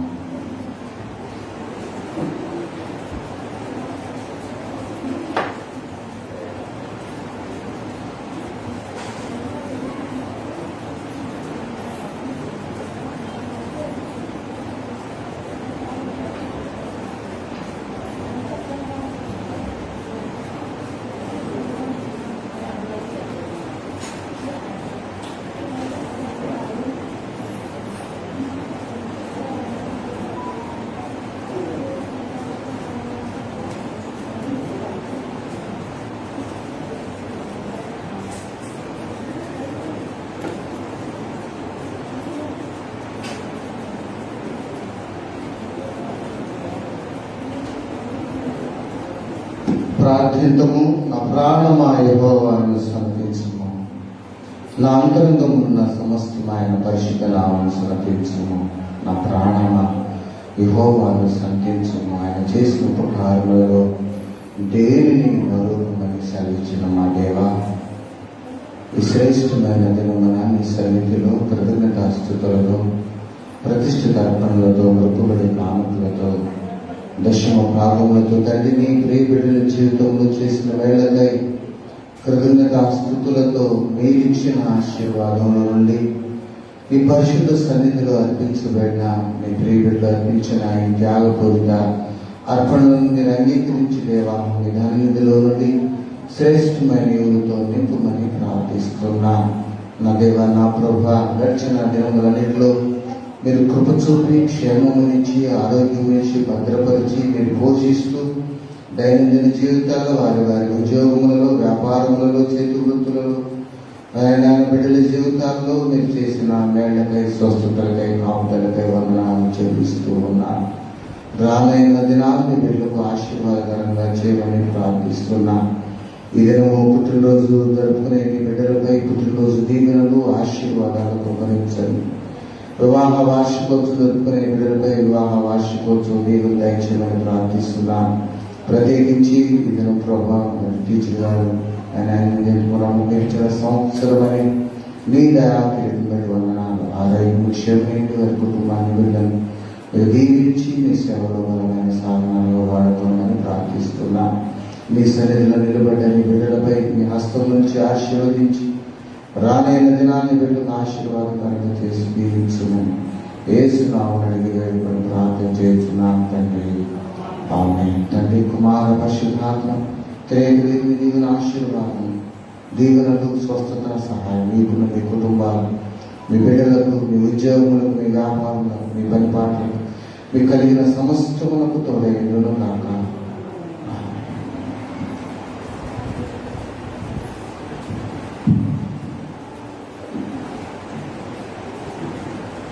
అందరూ కలిసి ఆంధ్ర క్రైస్తవ కీర్తన పుస్తకం నుండి 775వ కీర్తన చిన్న కీర్తన పుస్తకాల్లో మొత్తం కీర్తన సంతోషంతో నిత్యుడు వారిని ఎంతో దేవుడు ప్రేమించిన కీర్తన పాడుతుండగా కీర్తన సూచికాలు కోరుతున్నాను. సంతోషముతో నిత్యుడు వారిని ఎంతో దేవుడు ప్రేమించు వింతగా వలసినగా కయు నొసగును మనసు గల విశ్వాసులకు సంతోషముతో నిత్యుడు వారిని ఎంతో దేవుడు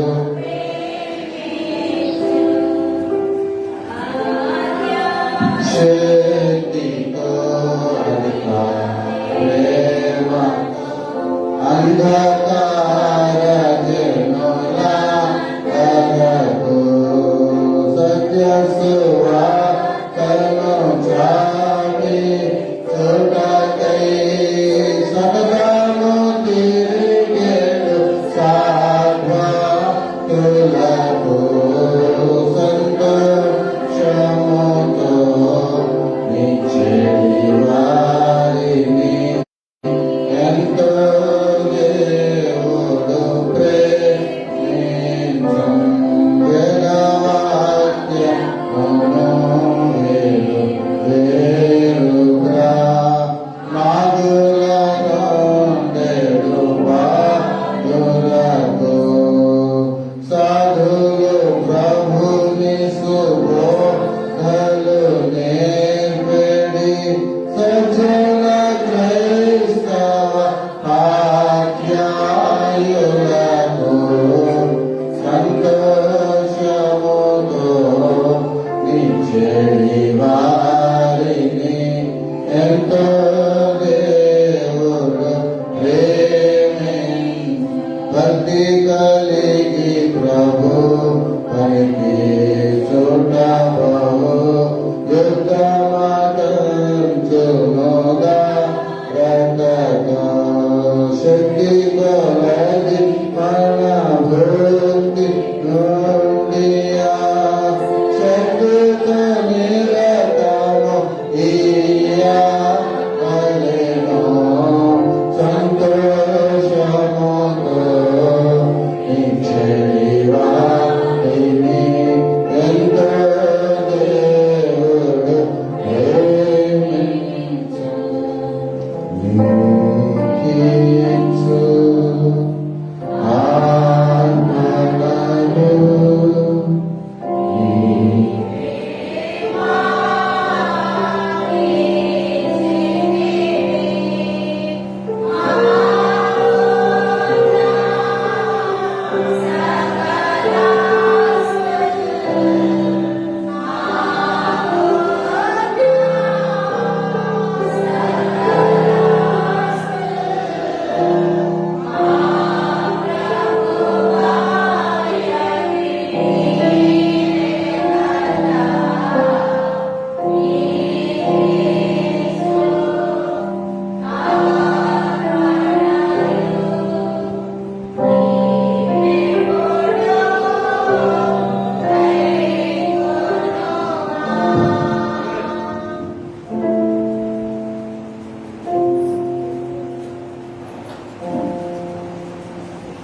ప్రార్థితము.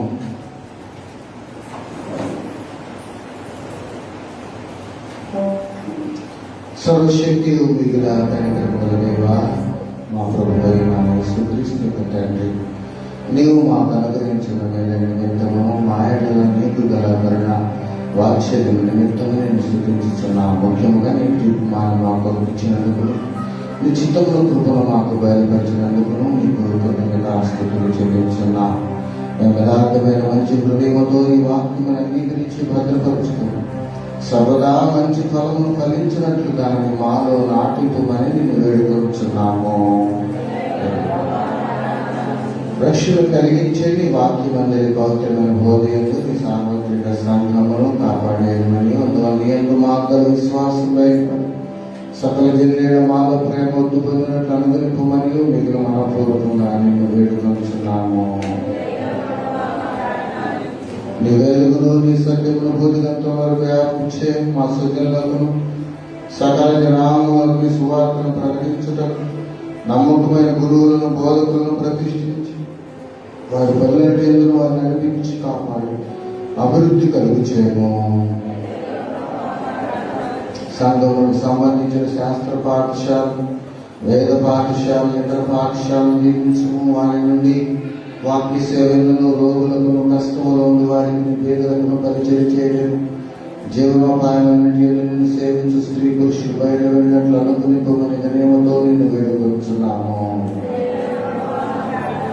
నీ వాక్యమని వెలుగు మా కొనుమలేని నిరంతరము ప్రకాశమును పరిశుద్ధ బాప్తిస్మని బిడ్డలతో చేసి నడపడకు వారికున్నట్లు సంఘ బిడ్డలని కాపాడము. వారిని విశ్వాసము గల వారిని నాన్న చిత్తమును అనుసరించి నడుచుకుని వారిని ఆదరించినట్లు తల్లిదండ్రులందరికీ నీ కృపను అనుగ్రహింపము.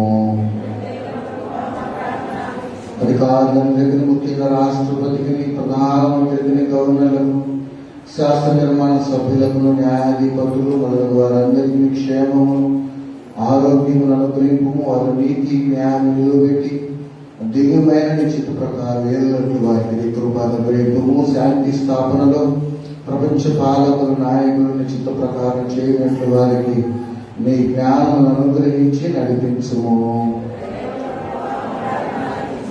ఓ దేవాయుధమైన ఆపదలో ఉన్న వారందరూ, ముఖ్యంగా నీ నామం నిమిత్తం, నీ సత్యం నిమిత్తం శ్రమపడుచున్న వారు తమ బాధలు తండ్రి భావం గల నిశ్చితం అనుసరించి కలిగిన తెలుసుకొని సహించుకున్నట్లు వారిని పరిశుద్ధాత్మ చేత ఆదరింపము. మా శరీరాత్మ కలుగు హాని నుండి, అపాయము నుండి, తప్పు బోధ నుండి, చెప్పశక్యము గాని నీ దైవ కృపను కనికరును బట్టి మమ్మల్ని కాపాడము. కష్టకాలం నెలను సకల జనులకు, ముఖ్యంగా నిన్ను నమ్ము వారికి సహాయకుడుగాను రక్షకుడుగాను కనబరుచుకున్నామని నేను వేడుకొచ్చున్నాము. యుద్ధకాలముందు ఆవశ్యకమైన భూఫలములు మేము అనుభవించినట్లు వారిని వృద్ధిపడిను. జీవనోపాధికి అవసరమైన న్యాయమైన వృత్తులను, పవిత్రమైన వ్యక్తులను, ఉపయోగకరమైన జ్ఞానమును వికసింపచేసి ఆశీర్వదించము. ఓ దేవాయి మా మనోనికను మేము చుట్టు ప్రకారం నిన్ను అడుగొచ్చిన వాటిని నీతోను పరిశుద్ధాత్మతోను సదాయత దేవుడివై యుగ యుగములు జీవించుచు పరిపాలించుచుండు నీ అద్వితీయ కుమారుడు మా ప్రభు అయిన రక్షకుడైన యేసుక్రీస్తు యొక్క ఘోర శ్రమ మరణమును బట్టి మాకు దయచేయమని వేడుకొంచున్నాము. సకల ఆశీర్వాదములకు కారణభూతుగా మా ఘనమైన తండ్రి, విశ్లేషమైన అత్యున్నతమైన నామమునకు స్తోత్రాలు వందనాలు చెల్లిస్తూ ఉన్నాను. నా దేవా, నా ప్రభు, మా జీవితాల్లో మీరు మాకు అనుగ్రహించిన వీటిలో రెండవ పరిశుద్ధ ఆదివారం బట్టి స్తోత్రాలు వందనాలు. ఇంటి వాక్యము మా అందరి హృదయాల్లో భద్రపరిచి సత్యమైన మిమ్మల్ని మా రక్షణ అంగీకరించి ప్రార్థన ఎన్నికలకు ప్రభావ ఈ మండల కాలంలో తండ్రి నీకు ఇష్టమైన ఉపవాసం చేస్తూ మరి ఎక్కువగా నీతో సహవాసం మీలో చిగురించే ధన్యతను నాయన మాకు మరి ఎక్కువగా ప్రార్థనలు ఆయన విజ్ఞాపనలతో యాచనలతో ప్రతి ఒక్క బిడ్డ నాయన మీ యొక్క సన్నిధిలో నాయన తండ్రి ఆత్మీయ మేలును పొందుకునే సహాయం దయచేయమని ప్రార్థిస్తున్నాను. ప్రభు స్తోత్రాలు వందనాలు. మీ సన్నిధిలో అడిగిన ప్రతి బిడ్డను మీరు పేరు పేరు వచ్చిన దీవించి ఆశీర్వదించమని ప్రార్థిస్తూ ఉన్నాను.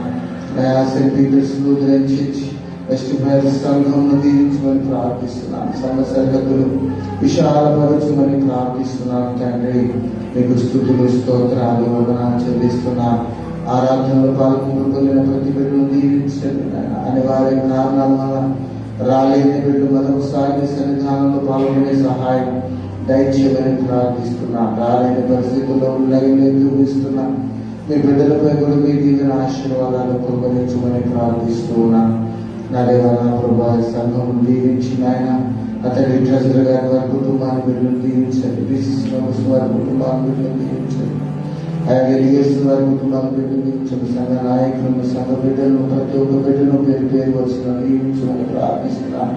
స్త్రీల సమాజంలో దీవించమని, యవనస్తులు దీవించమని ప్రార్థిస్తున్నాను. పెద్దవారిని, వృద్ధాపులను, వారిని ఆయన చిన్నారులను, పసిబిడ్డలను దర్శించమని ప్రార్థిస్తున్నాను. గర్భిణీ స్త్రీలకు సుఖప్రసవం దయచేయండి. గర్భఫలం కొరకు శిబిరులు గర్భఫలం దయచేయండి. వివాహాల కొరకు శిబిరులు వివాహ సహాయం దయచేయండి. సహాయ స్థితిలో ఏ ఉద్యోగం లేక సహాయ స్థితిలో బిడ్డకు ఉద్యోగం దయచేయండి. చదువుకున్న బిడ్డలు పరీక్షలకు సిద్ధపడుతుందని జ్ఞానంతో నింపుమని ప్రార్థిస్తున్నాను.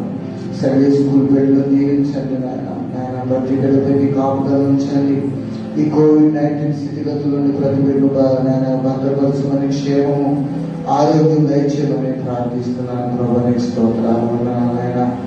సండే స్కూల్ టీచర్ గారిని దీవించండి. వారి క్షేమం ఆరోగ్యం నుంచి ప్రభావ వారిపై మీ దీవెనలు మెట్టుగా కృపరించి మీరు అనుగ్రహించిన మరి యొక్క సంవత్సరం అనేది ఆగ్రహం బట్టి వందనాలు స్తోత్రాలు.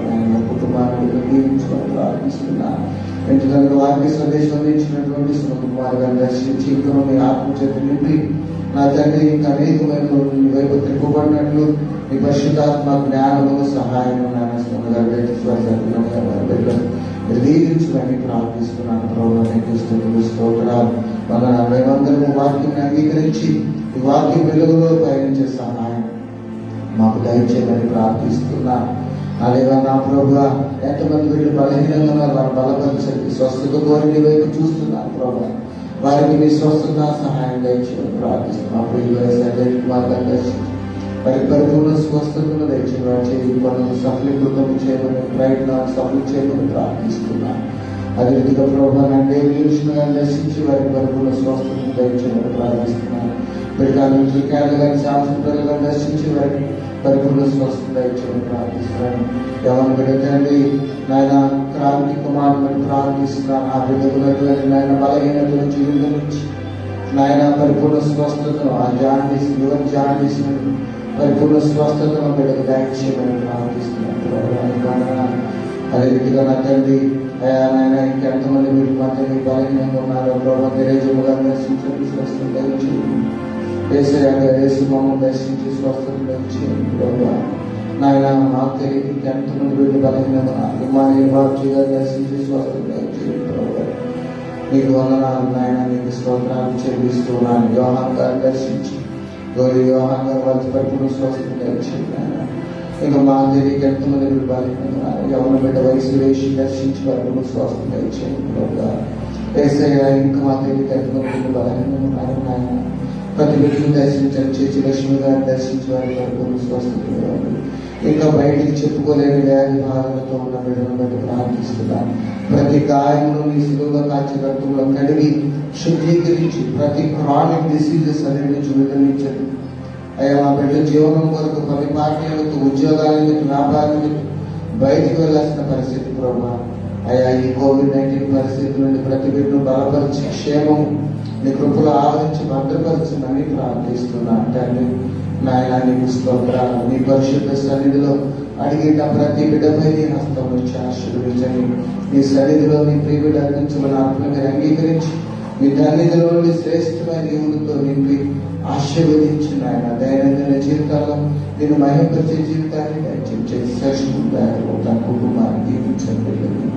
క్షేమం వారికి దయచేసి సేవకులు మాపై నీ కూర్చుంది ఆయన జయకరాత్మని కూర్చుంది. నీ సేవలు నీ కృపలో ఆవరించి ఆయన అనేక మందిని వచ్చేప్పుడు నీ పరిశుధాత్మ సహాయం నాకు దయచేయండి. ఇతర దీవులతో దీవించి ఆశీర్వదించున్నాను. యేసునామమున వేడుకొని ప్రార్థన చేస్తున్నాను తండ్రి. ఆమేన్. పరలోకమందున్న మా తండ్రి, నామం పరిశుద్ధపరచబడుగాక, నీ రాజ్యం వచ్చుగాక, నీ చిత్తములో నెరవేర్చినట్లుగా మా మన ప్రార్థన చేసిన వారిని క్షమించిన ప్రకారం మా ప్రవేశం శోధన దేకలుషం తప్పించము. రాజ్యము శక్తి మహిమ నిరంతరము నీవై ఉన్నవి. తీసుకొచ్చానండి.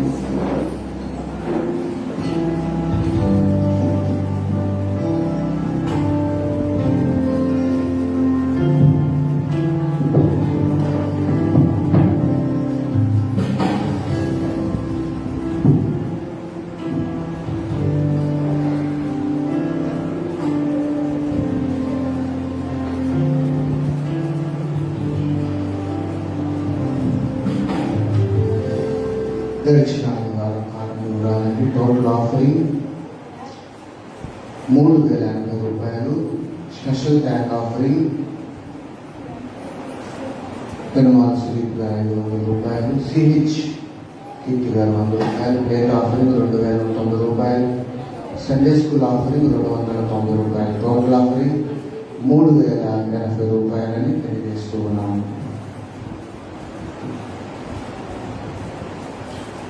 ఈ దినము ఫిబ్రవరి మాసంలో చివరి ఆదివారం కనుక ఆరాధన అనంతరం స్త్రీల ప్రత్యేక ఆరాధన కనుక స్త్రీలందరూ పాల్గొనగా ప్రభుపేట మనం చేస్తున్నాను. అదే రీతిగా మండల కాల ధ్యానాలు జరుగుతాయి కాబట్టి మరి మంగళవారం వచ్చిన స్త్రీల సమయం గురువులు తదుపరి గురించి ప్రారంభంలో తదుపరి తెలియజేస్తాము. ప్రతి ఒక్కరూ 40 దినాలు మండలకాల ధ్యానాలు ప్రతిరోజు మరి సాయంకాలం సోమవారం నుండి శనివారం వరకు 7 గంటల నుండి 8 గంటల వరకు జరుగుతాయి కాబట్టి ప్రతి ఒక్కరూ పాల్గొని పొందండి. దైవ దీవెన పొందుకొని వస్తున్న మనం చేస్తున్నాం. రేపటి దిన ఆరాధనలో మండలకాల ధ్యానంలో వాక్య సందేశం బ్రదర్ డి రవీంద్ర గారు వాక్య సందేశాన్ని అందిస్తారు. స్నాక్స్ సిద్ధపరిచేవారు ఈకే రవికుమార్ గారి కుటుంబాన్ని తెలియజేస్తూ ఉన్నాం. అదే రీతిగా మరి మండలకాల ధ్యానాల్లో స్నాక్స్ స్పాన్సర్ చేసేవారు. అదే రీతిగా ఎండలు ఎక్కువగా ఉంటున్నాయి కాబట్టి సండే కూడా బట్టలు కానీ స్పాన్సర్ చేసేవారు. ట్రెజరర్ గారు కానీ పెద్దలు కానీ మాకు కానీ తెలియచేయగలని ప్రేమపూర్వకంగా తెలియజేస్తూ ఉన్నాం. ఇందులో పరిశుద్ధ ప్రేమ ద్వారా మరి సుమంత్ కుమార్ గారు మెసేజ్ చెప్తా అంటే నేనైతే కొంచెం ఆశ్చర్యపడ్డాను. ఎందుకంటే ఎప్పుడైనా ప్రోగ్రామ్స్లో ఓట్ ఆఫ్ థ్యాంక్స్ చెప్తేనే ఇంకొకరికి కోటాపాల్ గారికి ఇంకొకరికి చెప్పండి అని వాళ్ళని ముందుకు నెట్టేవారు. ఎప్పుడు చెప్పడానికి ముందుకు వచ్చేవాడు కాదు. కానీ మెసేజ్ చాలా చక్కగా కొంచెం కాలాతీతమైంది కానీ మరి ఇంకా బలంగా వాడబడి చాలా చక్కని పదాలు కొన్ని పదాలు చాలా చక్కగా మరి యాక్చువల్ ఫస్ట్ టైం చెప్పడం చాలా చక్కగా దేవుని ఆత్మతో అందించినటువంటి సుమంత్ కుమార్ గారిని నేను హృదయపూర్వక నింపబడి ఈ వాక్య జ్ఞానం ద్వారా అనేక మంది దేవుని ఎరుగున వారు దేవుని చెప్పుకున్నట్టు దేవుని సహాయం తోడు ఉండాలని మీరు చెప్పిన వెంటనే రిఫరెన్స్ చక్కగా వారికి కూడా వాళ్ళని తెలియజేస్తూ ఉన్నాను. ప్రత్యేకించి మరి దినం ఫిబ్రవరి మాసం 8వ తారీఖు Sunday school superintendent and celebrators church west branch Shrimati YSR ప్రముఖ సమపక్షంగా మా కుటుంబపక్షంగా పుట్టినరోజు శుభాకాంక్షలు తెలియజేసిన దేవుడు మీ క్షేమం ఇచ్చి ఇంకా దేవుడి పనిలో జీవిస్తున్నాము. ప్రార్థిస్తూ సెకండ్ హ్యాపీ బర్త్డే అమ్మా. ఇంకా ప్రార్థన చేస్తే వచ్చింది వాస్తవంగా ఈరోజు మా అమ్మ కూడా బర్త్డే. వాస్తవం మర్చిపోయింది, దేవుడిని మన్నించాలి. మా మదర్ కూడా మా సమపక్షంగా బర్త్డే శుభాలు. మా తల్లిగారు ex bishop of east Guntur senate Shrimati Sujnana Devaraju garu కూడా బర్త్డే శుభాలు మా సమవర్తి పక్షంగా తెలియజేస్తూ ఉన్నాం. చేరువచ్చిన మీ అందరికీ వందనాలు తెలియజేస్తున్నాను. ప్రతి ఆదివారం దేవుని సన్నిధిలో పాల్గొంటూ పొందండి. దైవ దీవెనలు పొందుకోవాల్సిందిగా మనం చేస్తున్నాం. చేరువచ్చిన మీ నెలలో కొన్నాను. ప్రత్యేకించి ప్రతి ఆదివారం కూడా దేవుని సన్నిధిలో ప్రవృత్తులు వెలుగుతున్నాయంటే మరి కలుగుతున్న ప్రసాదరావు గారి కుటుంబం ప్రతి సండే వారు క్యాండిల్ స్పాన్సర్ చేస్తున్నారు. వారికి వందనాలు వారికి తెలియజేస్తున్నాం. మీ అందరికీ చేరువచ్చిన మీ అందరికీ ఆరాధన పాల్గొంటున్న మీ అందరికీ ఉన్నారు. అందరికీ లైట్ ఎక్కువ కూడా వందనాలు తెలియజేస్తూ ఉన్నాను.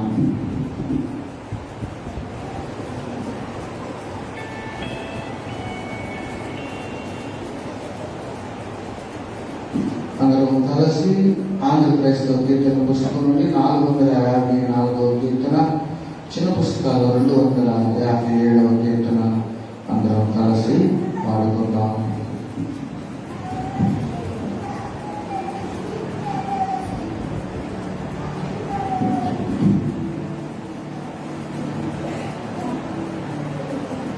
నేను వాడాలని ఉండబోయేదని అంటే కలిసి అందరూ పాడడానికి ప్రయత్నం చేయండి.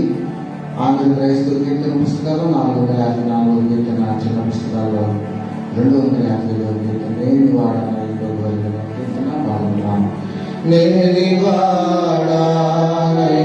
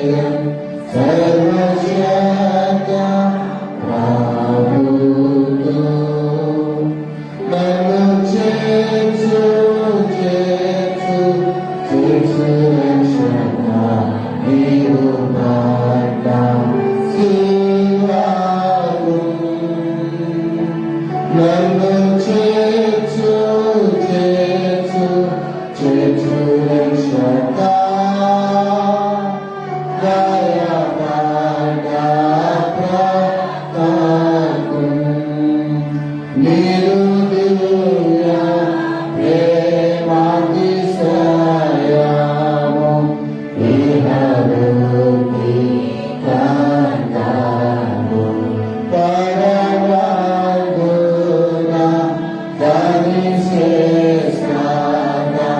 నేనను భావించేను.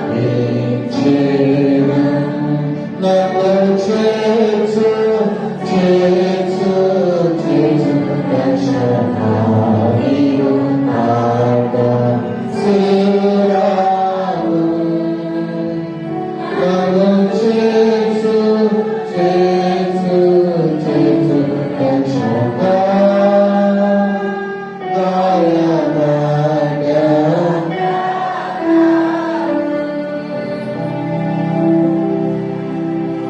ప్రభుని ఆశీర్వదించి నిన్ను కాపాడును గాక. ప్రభుని తన సన్నిధిని ప్రకాశింపచేసి కలిగించును గాక. ప్రభుని తన సన్నిధాన్ని ఉదయింపు చేసి మీకు సమాధానం కలిగించేను గాక.